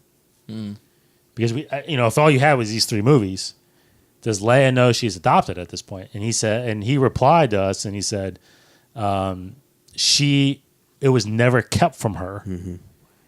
It was never kept from her. It kept a secret from her. Yeah. But you find out in these novels and everything that she never asked about it. Right. She knew, but she never asked. Yeah. Pablo should have said, read Bloodline.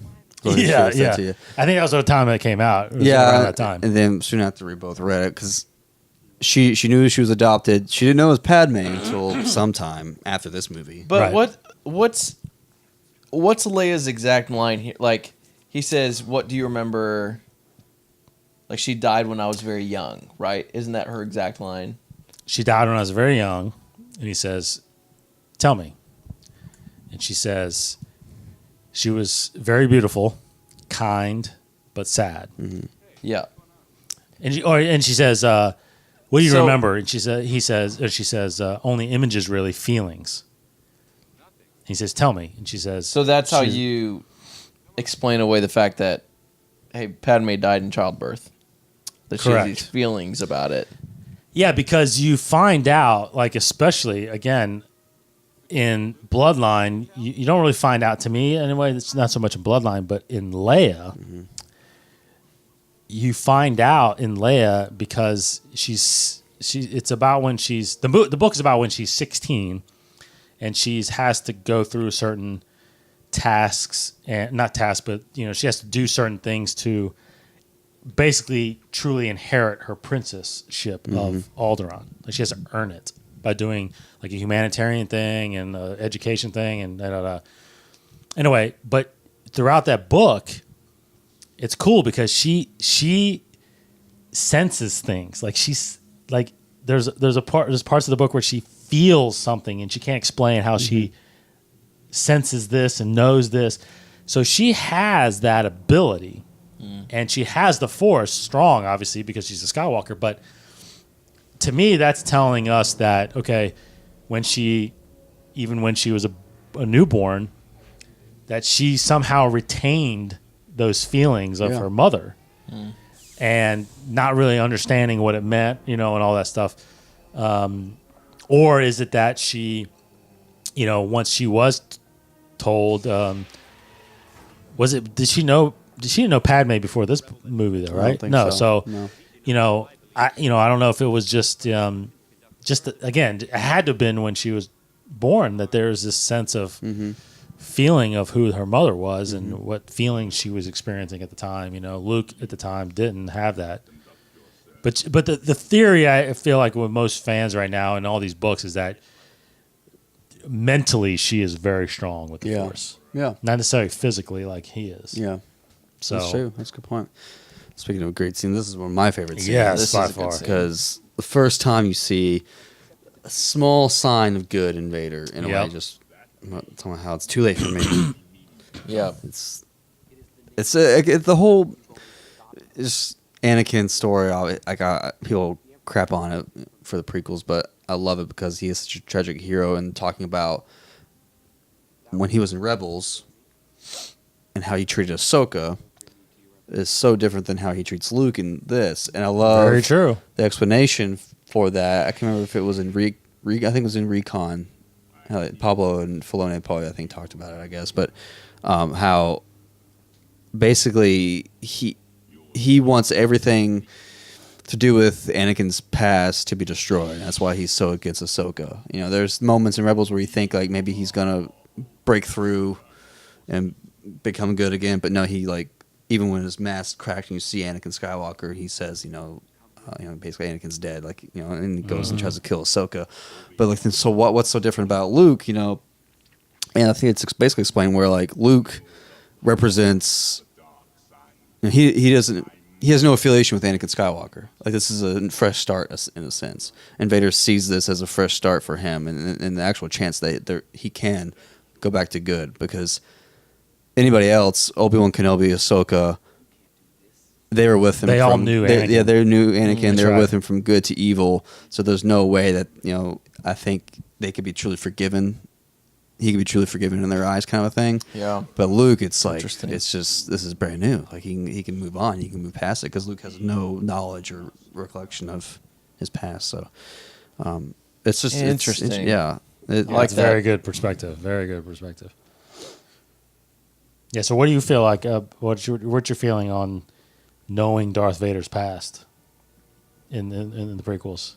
Because that was a lot of people's complaint about. It ruins him. Do you really need to know? It's like Hannibal Lecter. Yeah, you're making him. You're making him human. Yeah. Versus just he's not scary fierce anymore. Yeah, exactly. I mean, I think it's a story that demands an origin. I think they had to tell the story. Yeah. Though I will say, I mean, obviously there are issues that we could raise for days about prequels, but I do think there's a level at which,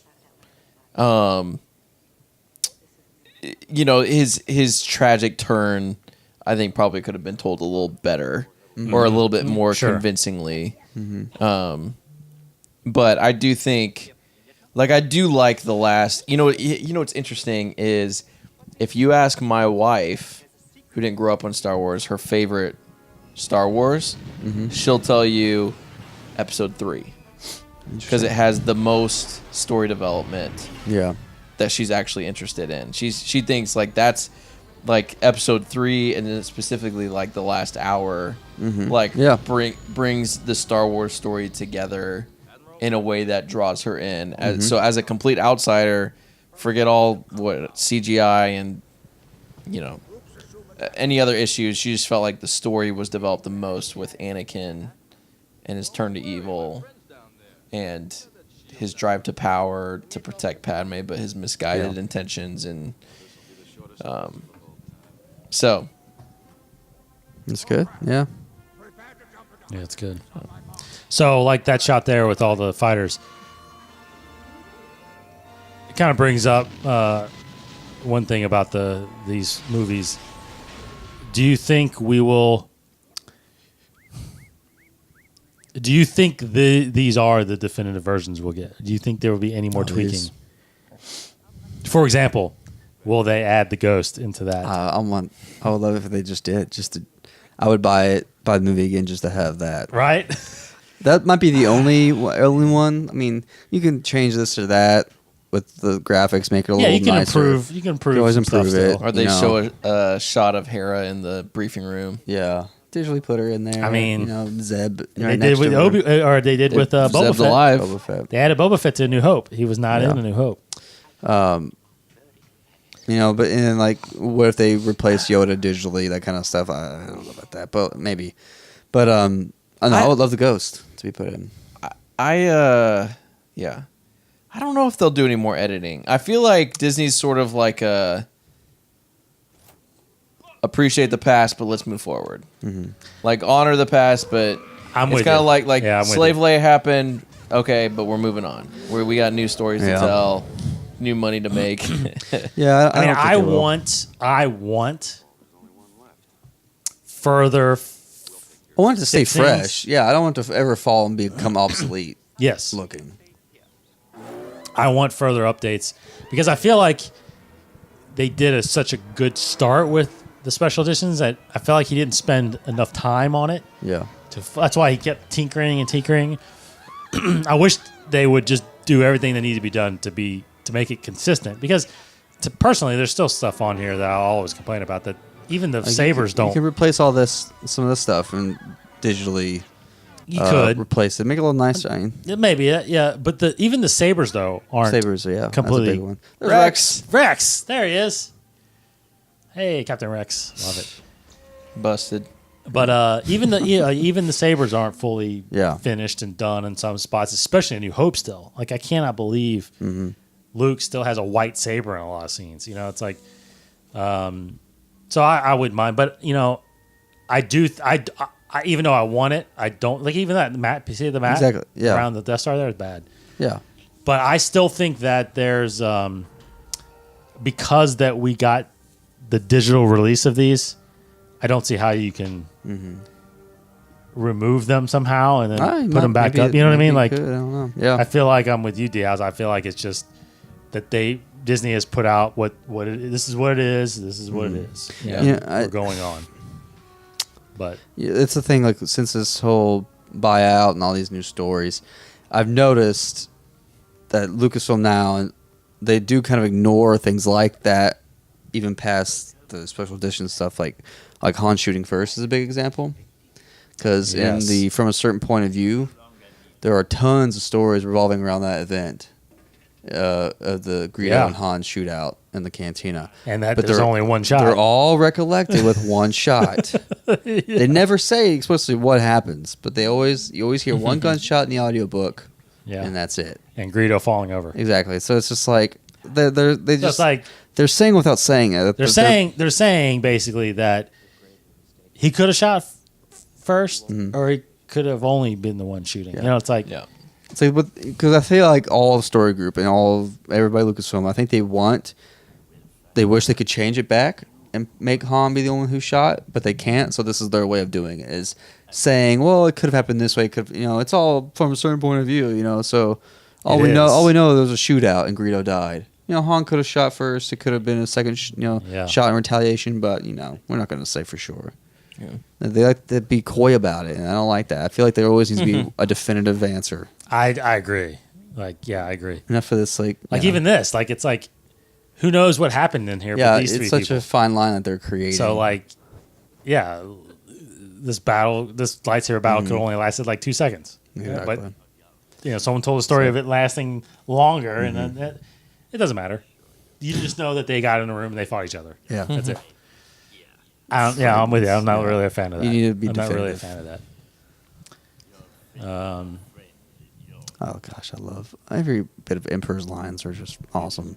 Yeah, Ian McDermott, man. Yeah, awesome in this movie. Gosh, yeah, so awesome in this movie. I don't know how his interview at Celebration this year was so great. Yeah. Speaking of, have you been to a Celebration yet? No. Well, clear your plans for 2019, man. 2019, DHaus. Let's go. You got to go with us to Celebration. FFG will have a thing there, no doubt. What? So FFG will have a thing there, no doubt, just like last time. And hopefully we get back on the podcast stage. Oh, yeah. Do our show there. You guys will apply, too. You do apply. Do they do, gaming podcasts there? Because I feel like it's kind of specific to I don't know if I've seen I'm not sure I've seen a gaming podcast. There are categories, though. Well, no, there aren't. I'm thinking of the podcast awards. Never mind. My favorite lines are, I'm afraid. Yeah. She'll be quite operational. He does have such memorable It's like a lines. Michael Caine as Emperor. It'd be almost seamless. So one of the scenes, again, a scene from a book that I appreciate is in the beginning of Aftermath. They're introducing a character, a bounty hunter, who was hired. Joss. Jazz Amari. Who was hired to take out Leia for I don't remember who, but she's here on Endor. She's in Endor. She's in the trees right now. Scoping Leia out. Again, like things like that, people get mad about it. It's like she was not there. She's not there. It's like Hera's not there, but no, she is. She's there. She's there. Deal with it. And so is the Imperial, right? Yes, Sinjir. Yeah. Yeah, he's there, and that whole everything that develops at Endor kind of starts the Aftermath. That's story. correct. Yep, that's correct. Wedge, which is really interesting, and also speaking of Aftermath, Nora Wexley is in the Y-wing that goes in with that goes in with the Falcon. Yep. Whose son is Snap Wexley. Timmon, who's played by Greg Grunberg 6 Degrees. in The Force Awakens. Which again, it's like when I started connecting these pieces, I was like, yeah. Whoa! Yeah. Wait, yeah, so Nora goes into the Death Star. Nora goes into the Death Star. So is Poe's mom's there too, right? Poe's mom is here as well. She's a fighter pilot. She's on there somewhere. Poe's mom is in the comic. She's a fighter pilot. Lost Stars. The book. The book. I can't remember those characters' names. Sienna Ray and Thane Kyrell. Yeah. So Thane is, or Sienna is flying a TIE fighter, right? Mm-hmm. TIE Interceptor. TIE Interceptor in one of these things. Yep. And he's flying an X-wing, I guess, right? Yeah, he's flying an X-wing. Yep. And that's man, we were talking about it before this, but if you read Lost Stars in that last scene when she's describing the scene and he's describing the scene, I mean, it's exactly the perspective you want to hear of like this epic final. They all understand like how final this is, but at the same time, the Empire has no idea how bad this could be for them. Yeah. And Sienna makes has a lot of comments about how they're literally throwing out trainees and TIE fighters out into this war, and she just can't, like, none of these guys are ready, and they're just getting blown out of the sky, and she feels like the Empire's sort of reckless and doesn't care for anybody, but yet she still fights for them out of a sense of duty and honor because she pled loyalty to the Empire. So she has all these like disagreements internally, but stays with them, and it has a great perspective of one of the troops that are in this battle, and you wonder like how do they have all these bad guys who helped them out? And it's like, well, it's a lot of normal people who got enlisted to something they thought was very pure and that's right, good, and then realized kind of as they fought for the Empire how twisted some of their methodology is. Yeah, it's like it was a simpler time back in the day when you just assumed every single person in the Empire was evil at heart. Yes. Nowadays it's not the case. We bring that up so often in our show that the I feel like the perception that Lucasfilm is almost creating with these stories is that the Empire, I mean, everybody that was actually dedicated to the Empire truly thought they were doing good, that they weren't being evil. They were trying to cut out the evil that had polluted the government for all those years, in the whole Clone Wars and all that stuff. So it's definitely interesting to see all that, hear all that. An even better perspective that I get behind is the people that understand that the Empire is bad, but it's better than chaos. Correct. Like, yeah, true. Again, going back to from a certain point of view, Bloodline even talks about it, but like Dr. Afra's story, from a certain point of view, where she's like, yeah, I mean, the Empire are evil. They do a lot of things, but it's better than having the rebels running around controlling everything when they can't even control themselves. Very true. Like, because Bloodline's all about that, where it's, you learn that since the rebellion or since the Republic came back, it was the crime was reintroduced and kind of the the crime lords, the syndicates kind of rose up again. So it's like, gosh, you're giving up. You're getting rid of the. And you have no Jedi to police. Yeah, you're getting rid of the oppressive government. But yeah, there was control and there was peace in a sense, in a twisted sense of the word. So it is such a good moral question that Star Wars is asking nowadays with governments, and it's relevant. So right. But no, yeah, it was such a simpler time. It's like, no, Empire's bad, all bad. Rebels are good. Yeah. So the Emperor had foresight into this whole plan. Yeah.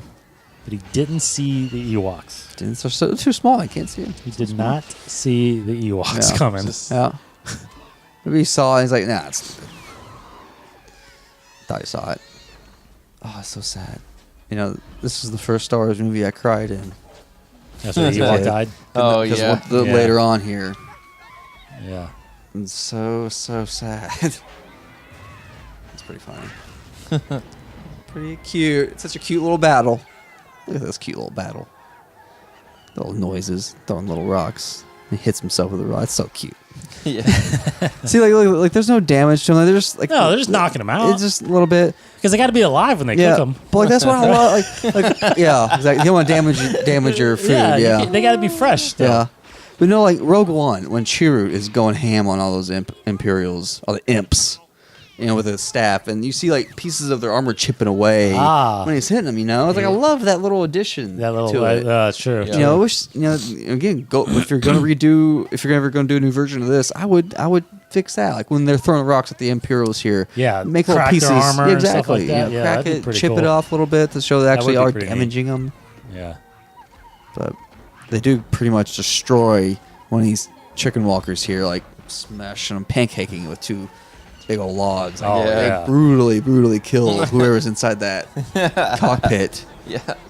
We'll see it here in a moment, but capable of greatness. Yeah. So put the ghost around there. Yeah, somehow. I was gonna say there's a ghost. It's like Rogue. It's a scare off. It's like it's just in the corner there, doing its own thing. Yeah. But no. That could have been her right there. Just replace it. We'll insert shot with Hera. I think so Sienna Ray could be one of these TIE interceptors. Yeah. Killing these dudes. Mm-hmm. Not that one. Not that one. Yep. They should do like more calm chatter of like people talking. Call signs like Kyrell, or Dameron. Go out those names. something like that. Oh man, that would be. And I think his dad is on the ground on Endor, right? Yeah, he's on the ground. Yeah. But no, that'd be nice. And I love, of course, fan service is always great, but yeah, I mean, you got to have a little bit of that. You do got to have a little bit of that. Have they released? I don't think they've released a new Blu-ray set since they released the digital versions. I don't think. Oh, since the digital versions, I don't think so. I don't think they have. The steel jacket, the steel book cases. That was before digital, though. I think, right? They did the individual releases of each. It was like.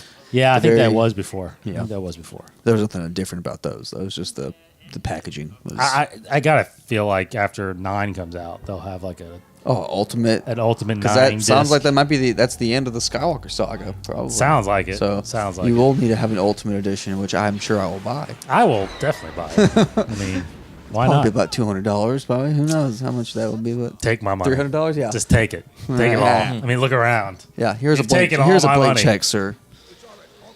Yeah. So Admiral, he like Radis or Akbar? I was gonna bring it up. Yeah, I was gonna say like, where's Radis? Like, I think they're all dead. Radis got killed. Dead in Rogue One. Yeah.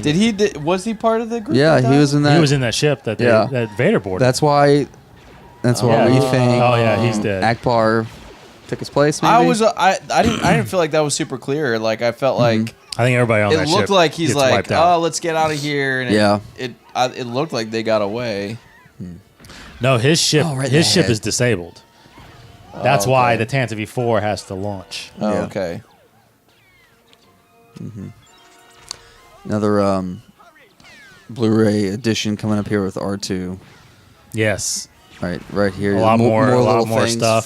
filling out. And some electricity, I think, added to like sparks and stuff. Yeah. More of that stuff. It's Yeah. just more chaotic there. Oh, yeah.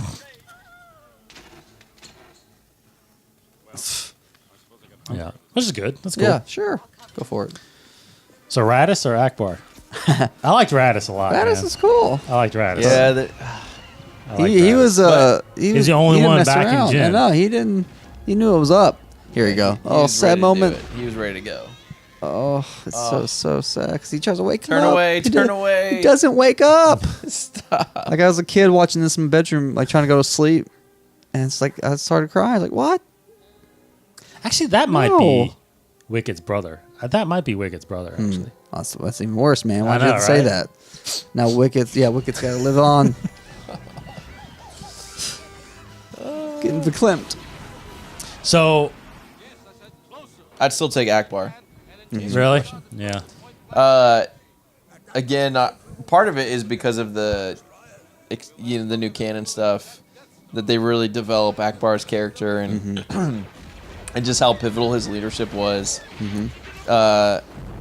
After all of these events are over, like Akbar is kind of the one to say, "Hey, it's over, but it ain't over." Like, Yeah. let's be prepared. And everyone's like, "No, dude, we're great." And he's like, "Nope, we're gonna stay on the ready. We're gonna be, no matter what happens." I'm just sitting here watching it, talking.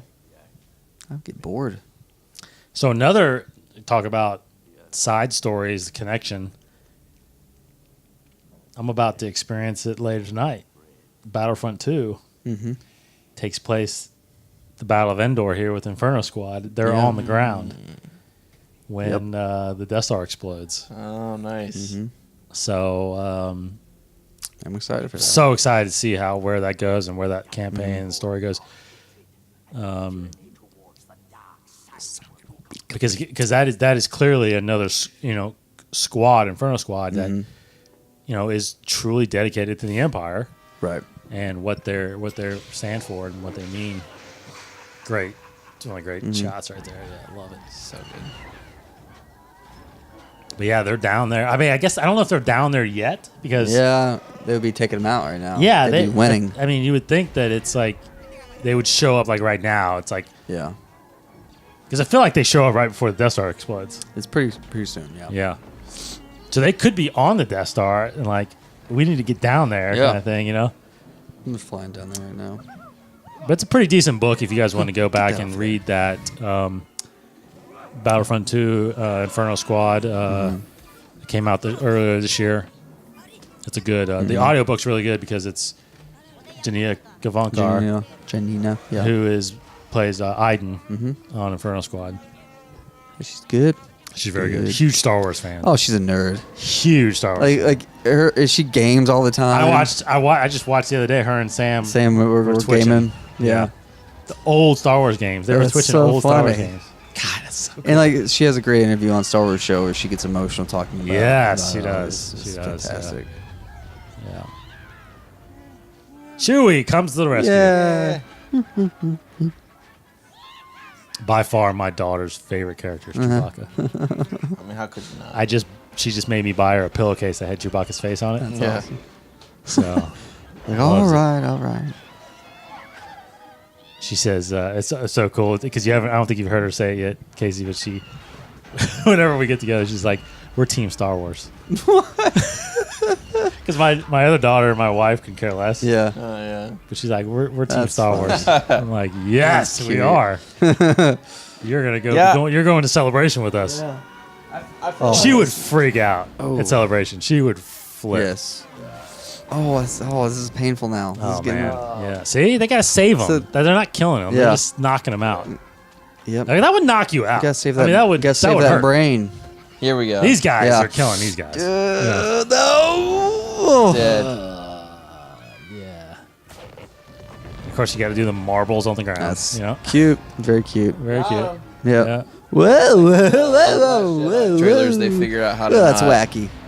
Do that. Do legs that are vulnerable Oh, to right, normal yeah. things. The First Order has Well, adjusted. their legs are so wonky anyways. Like, Yeah.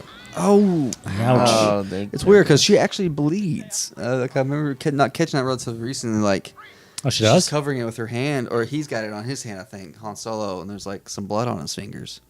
I don't think you see it coming up after Does he raise? He raises his hand, he raises right? his hands, and you see it. Oh, really? Yeah.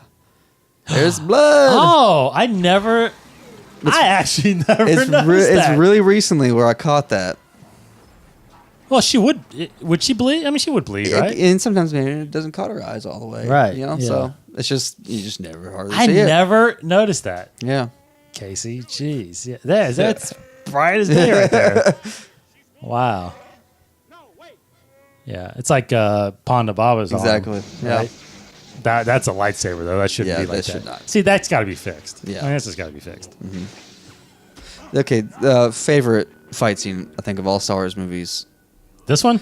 Yeah. Force Awakens is rival. Well, Duel of the Fates is great. Okay, I'll take it back. Most emotional Yeah, there you go. fight scene. Right But here. more There's so emotional much than more Empire? at stake. I think so. The end here Yeah. when he calls him out, like if you won't turn, then perhaps Leia will, and he just comes That out is pretty- full yeah, that's- raw emotion, like baseball batting him to the Yeah. corner. Like that just it always gets me. Like He's dark side always that, gets me at that point. going. He's dark Yeah. side at that point. Yep. Yeah, right here it's on. Yeah, it's only at the end. That's when it really kicks into gear, and I always love it. Yeah, it's... So now knowing actually the true power of Palpatine, I mean, you know, it's again, it's hard to think about it then after you've made 1, 2, and 3. But it's like, Flip, jump, and I mean, flip. would have been really cool instead of Force lightning that he actually would have fought Luke with a saber. Like that would have been Shoots out his awesome. lightsaber and kind That does the would've- corkscrew, Yeah, corkscrew jump. Yeah. Yeah. Although, like, I don't know, because at this time, like, you kind of want to know why does Darth Vader answer to this guy? Yeah. You know, Oh, and I feel totally. like when Palpatine says, "Oh, I just shoot lightning out of my fingers," like, you're like, oh, okay, that's why Darth Vader, Yeah, true. you know, Yeah. follows this guy, because this guy clearly has more power than Vader has. Like Vader can swing a sword around, but Yeah. Palpatine He's shoots got lightning bolts. he's So. got lightning. So I feel like that was a good moment, and then it was also equally good, you know, in the prequels when we see okay, Palpatine. He actually does have saber skills. yeah, sure, just sure. like the first time we see Yoda bust his lightsaber out against Yeah, Dooku. right. You're like, okay, these guys can go.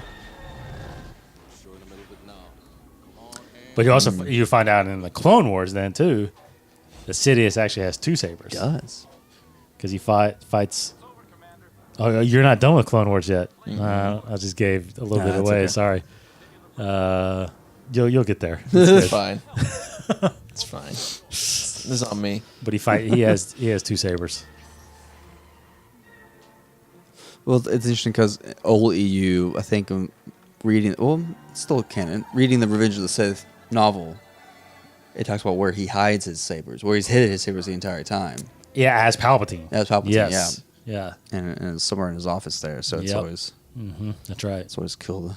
Yeah, this part is pretty awesome. Yeah. Nice. Finds out. I about- think you should redo the saber there. I feel like it moves kind of weird. Doesn't move so smooth. at least there's a white blade. I Yeah. mean, some of these Yeah. shots, it's pink. Pink, yeah. And he's literally like standing right there. I know. Yeah.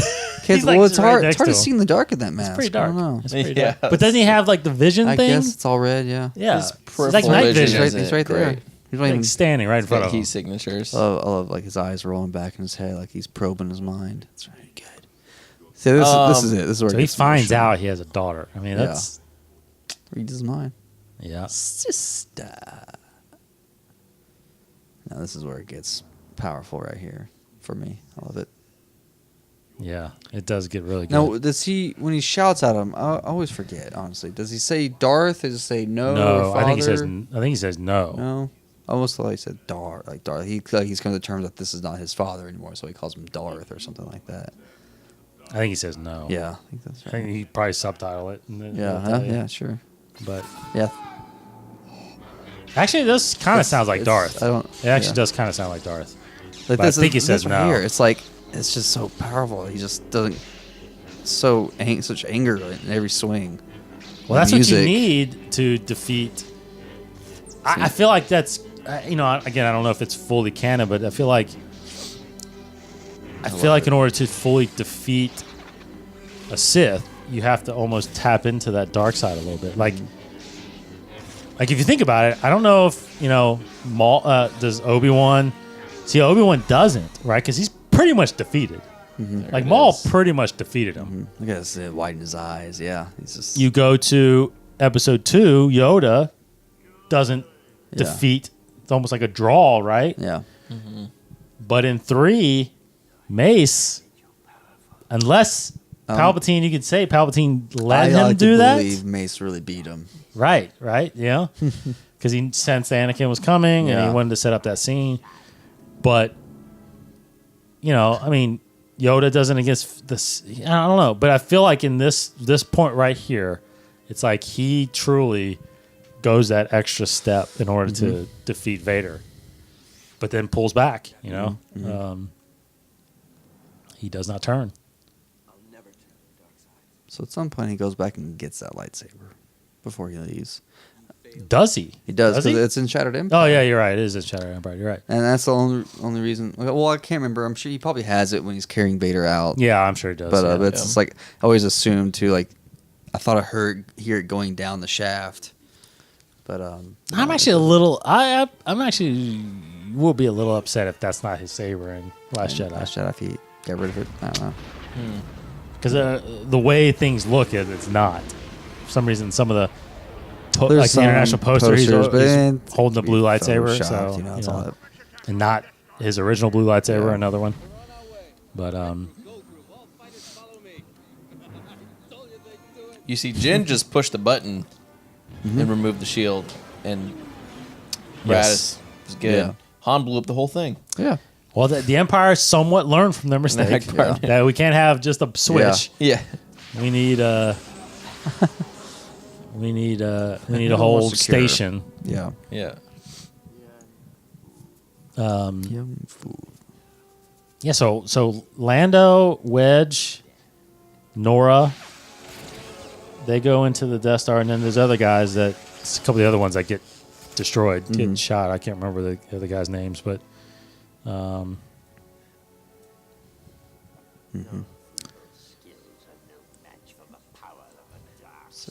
good. Yeah, Wedge. Wedge didn't make it. He took the day off at Scarif. Yeah.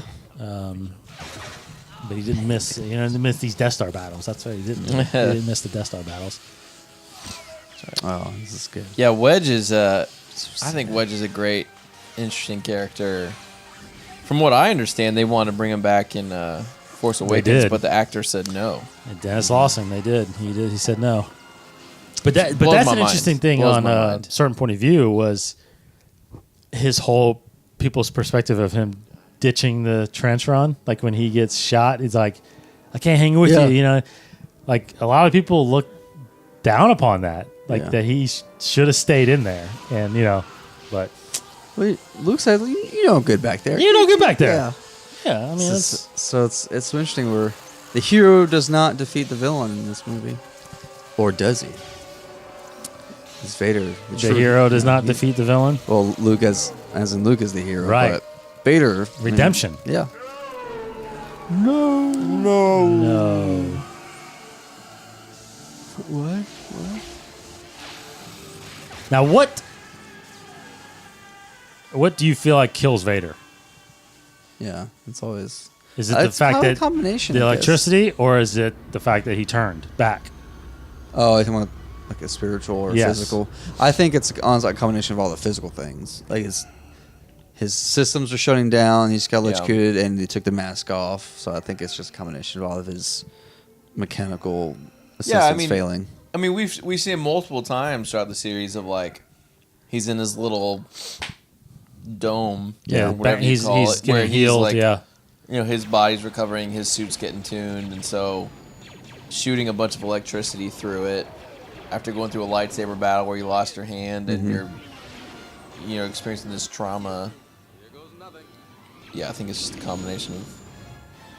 I remember hearing that as a There's the Y-wing, right? That was Nora. Yeah. Yeah. I remember hearing that as a theory that maybe it was the turn back to the light that kind of kills him or something like that. But yeah, I've heard that theory. That's why it's kind of like it's because that's what he says later, right? He says nothing can stop that now, but you'll die. He's like nothing can stop that. Like I am redeemed, and my I guess my destiny now is that I have to die. I don't that was kind of my feeling always about it, but yeah. Can you let that fly straight? There you go. So there goes Nora back up to the surface. And it's just Wedge and Lando. Oh! Got to put the rectangle over. Yeah. Get that new one in the back. That stupid rectangle one. Yeah. I actually like it. It's pretty cool.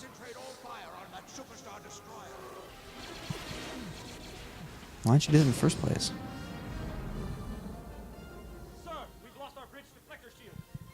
Oh, really? That's what that big explosion was? Oh, yes. Admiral Piet. Oh, I love it. What, the kamikaze? Yeah. A-Wing? They talk about this scene in Lost Stars. They do. Yes, they do. And Sienna sees it happening like, oh, no, surely that A-Wing isn't going to keep flying. No, it keeps going. Yeah.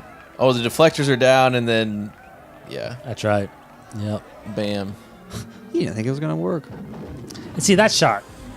That's Could be the a little Death better. Star, right? That's crashing. That is, but I mean, Yeah. behind it, there's crazy. nothing going on. Yeah. It's like, there's so much going on. It's not.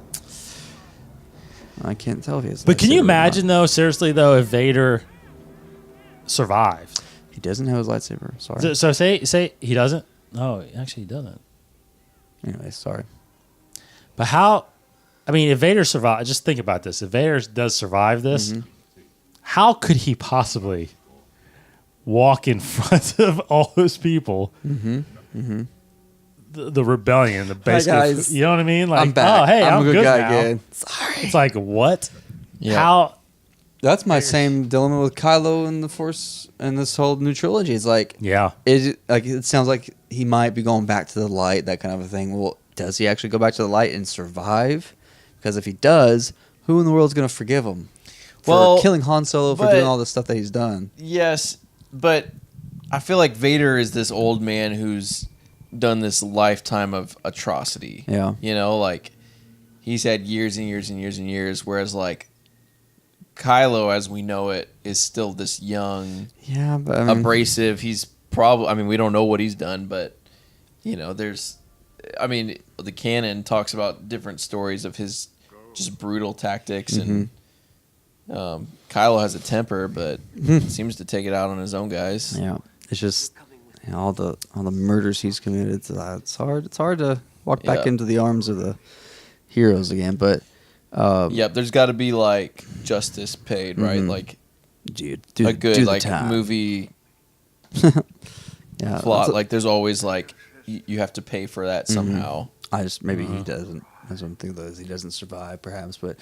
there's back in the day when they were doing the else worlds or whatever they called it, the alternate kind of stories of Star Wars, where if one thing was different, how would the story be told after that one little thing was changed? Like there were stories if Red from A New Hope, the astromech droid, didn't blow up, what would have happened? Yeah, what would have happened? They would not have gotten R2D2, that kind of thing. So in this case, what if Vader didn't die and lived on? And then it's like they showed how he still had the Vader suit, but it was like all white instead of all black. Oh, really? He was like a good guy again, like kind of thing. Wow. So it's pretty interesting. Just little alternate timelines. It's a gigantic. Don't they wasted a lot of space Yeah, here. it's gigantic. You know. But It's a big vulnerability to have too. Fly straight into the engine or whatever room. make it just big enough so the Shoot ships it. could fly in there. Yeah. You know, like. Oh, Jeez. quick! Yeah, get away. Look how fast it got there. Phew. Look how fast it got to that edge. Mm-hmm. Why is it taking so long to Yeah. get To get to them. to them back there? I don't know. Yeah. Hey. It's a movie. Yeah, it's in the Right? script. It's in the script. Ooh, boy. I don't think Nia Numbo's doing anything. He's just laughing. Sitting there, yeah. He just laughs at everything. He wasn't pressing any buttons or doing anything.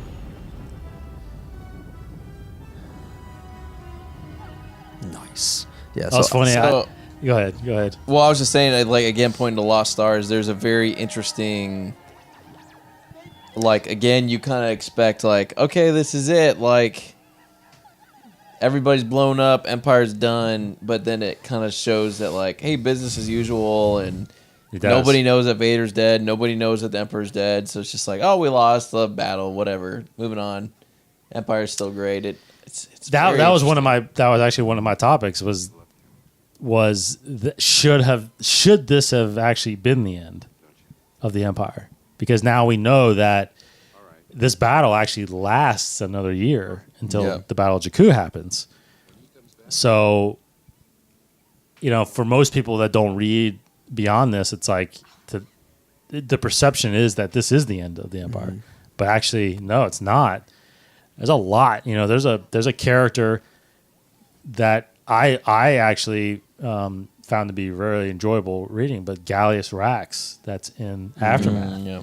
Operation He's a major player in the Empire, and he's the reason all this starts happening in Aftermath and the setup of all the Battle of Jakku.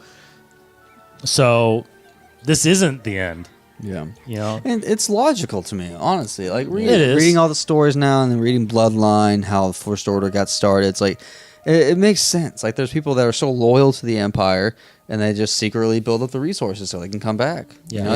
But what you don't see, which would be interesting, what you don't see is like you don't see once like the Executor goes down, you don't see these other Star Destroyers like turn and get out like the rebellion does in Scarif. It's like the mission's done, let's get out. These guys are like, well, you know what? I think we're losing. Yeah. Let's get out of here, know? Because there is, as you find out in Aftermath, there's a whole other fleet still that survived after this. That's where that's why there's still the Empire out there, right? Which sort of makes sense in the terms of war. Like I feel like that happens even. You read of stories in like World War II where even after World War II, there were isolated troops in the middle of the jungles of the Philippines for Japan that kept fighting for years because they didn't have any contact back home. They didn't know the war was over. Right. And so they kept fighting, and they wouldn't even believe when they heard. They thought it was propaganda that the war was over, so they just kept fighting and fighting and fighting. And there's Gungans. It's like, who are these guys? But see, this is interesting because this is where Aftermath picks up. Right after this little scene. So you're thinking that there's this big celebration going on in Coruscant when directly after this statue goes down, which is pretty cool. This statue goes down. All of a sudden, police or whatever come and they attack people celebrating there, and they slaughter a bunch of people. Yeah. So it's like, the war is clearly what the book says. The war is not over, even though this is kind of a premature celebration going on now.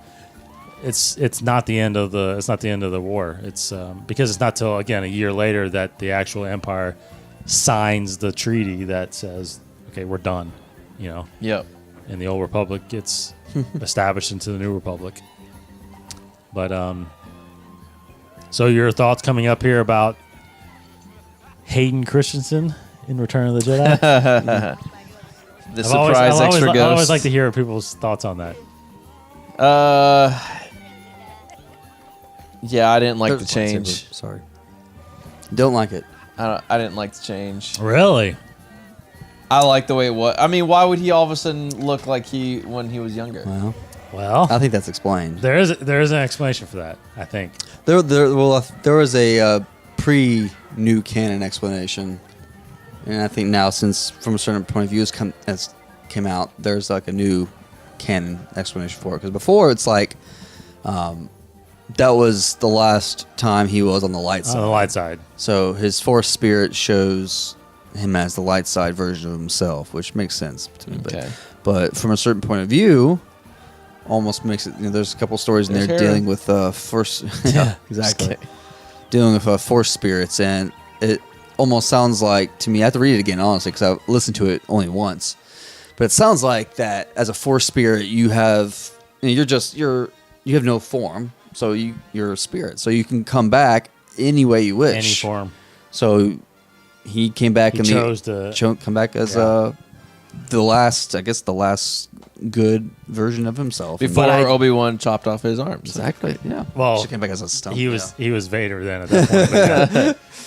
But I will say that the only thing I wish they would have done is put him in the outfit that he was wearing. Yes. Because he looks like he's wearing Obi-Wan's outfit, not Anakin's outfit there. He doesn't have the agree. black and dark brown. So yeah, that's weird. They just didn't go all the way with that. They did not go all the way with that. Anyway, so that is Return of the Jedi. That flew by. It does fly by when you get talking about it. So as we wrap up in the credits, DHaus, what we normally talk about now is, for everybody watching, tell us your ranking of the 8 Star Wars movies that are out there from worst to first. What's your ranking? Worst to first? Worst to first. It's getting harder now that we have 8. Like, it used to be like really simple. Like, you go... You got to drop 7 in Rogue One in there somewhere now. Okay. In case we're getting to the point where, we're revealing all of ours pretty much. Yeah, no. Yep. All right. It goes... I might have to even adjust my... Worst to first. To next time we do it, episode 7. Okay. Here we go. Okay. 1. Wow, really? Oh, okay. Terrible. Really? The only good part about that is Maul. All right, so 1, 2... Chief Chirpa. Sorry. Low gray. Yeah, that's right. Even though I do love that Yoda lightsaber fight. Low gray is that the Chief? The priest. Sorry. Priest. Yeah. Go ahead. Sorry, D. No, you're good. So 1, 2. Yeah, 1, 2. This is not gonna be popular, but 4. Okay. 1, 2, 4. Mm-hmm.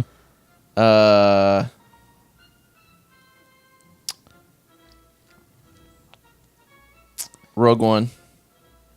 Oh, okay. 1, 2, 4. Rogue One. Got 4 left. It's going to be a long list in 10 years. 3. Okay. There's a lot to remember. Okay. Yeah. So I'm at 5. Right.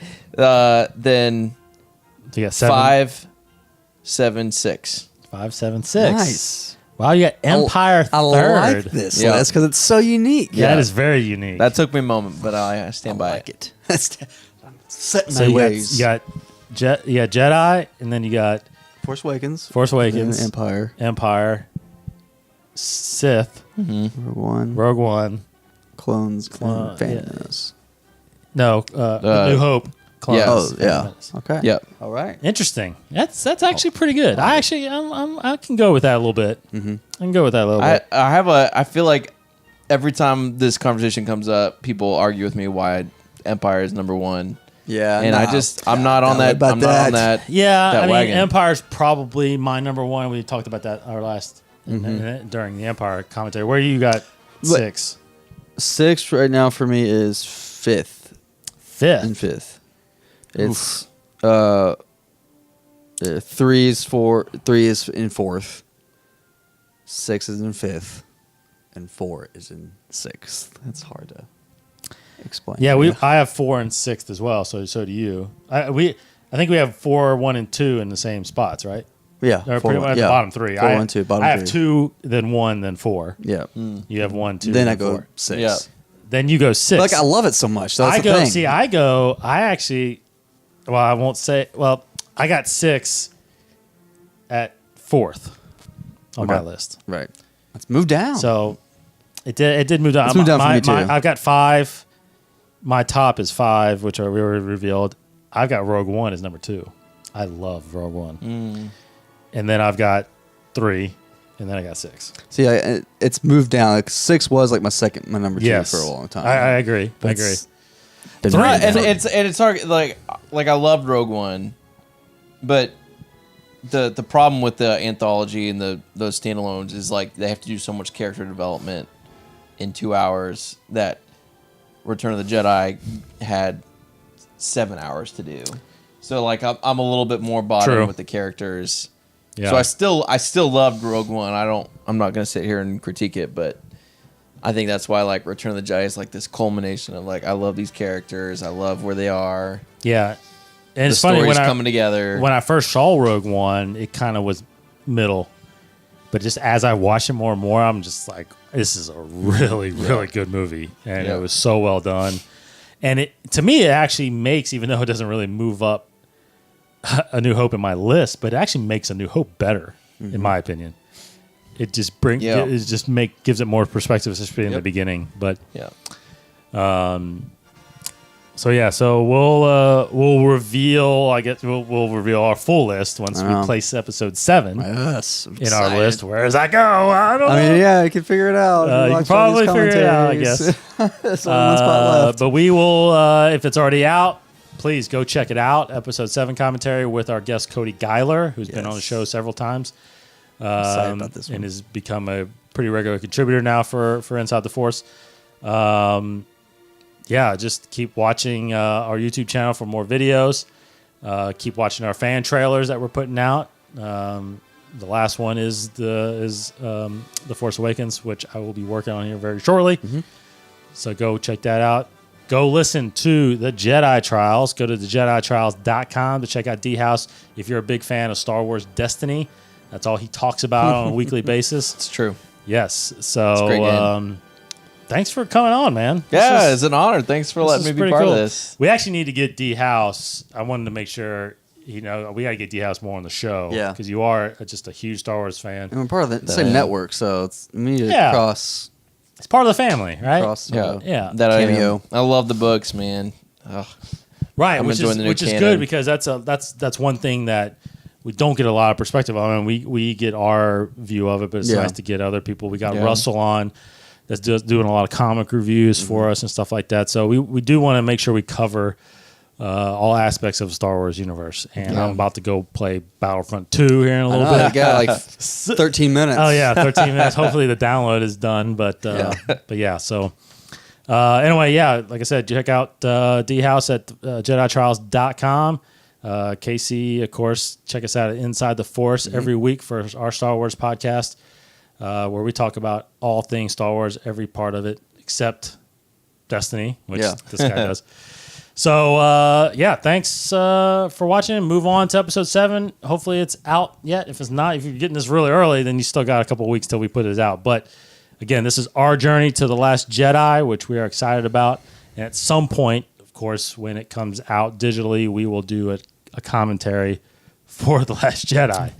Yep. And then we will place that movie into the 9 films that are out. Anyway, it's beautiful. Always, thanks for watching. For Casey. Goodbye, everybody. For DHaus. See you guys. I'm Dave. May the Force be with you.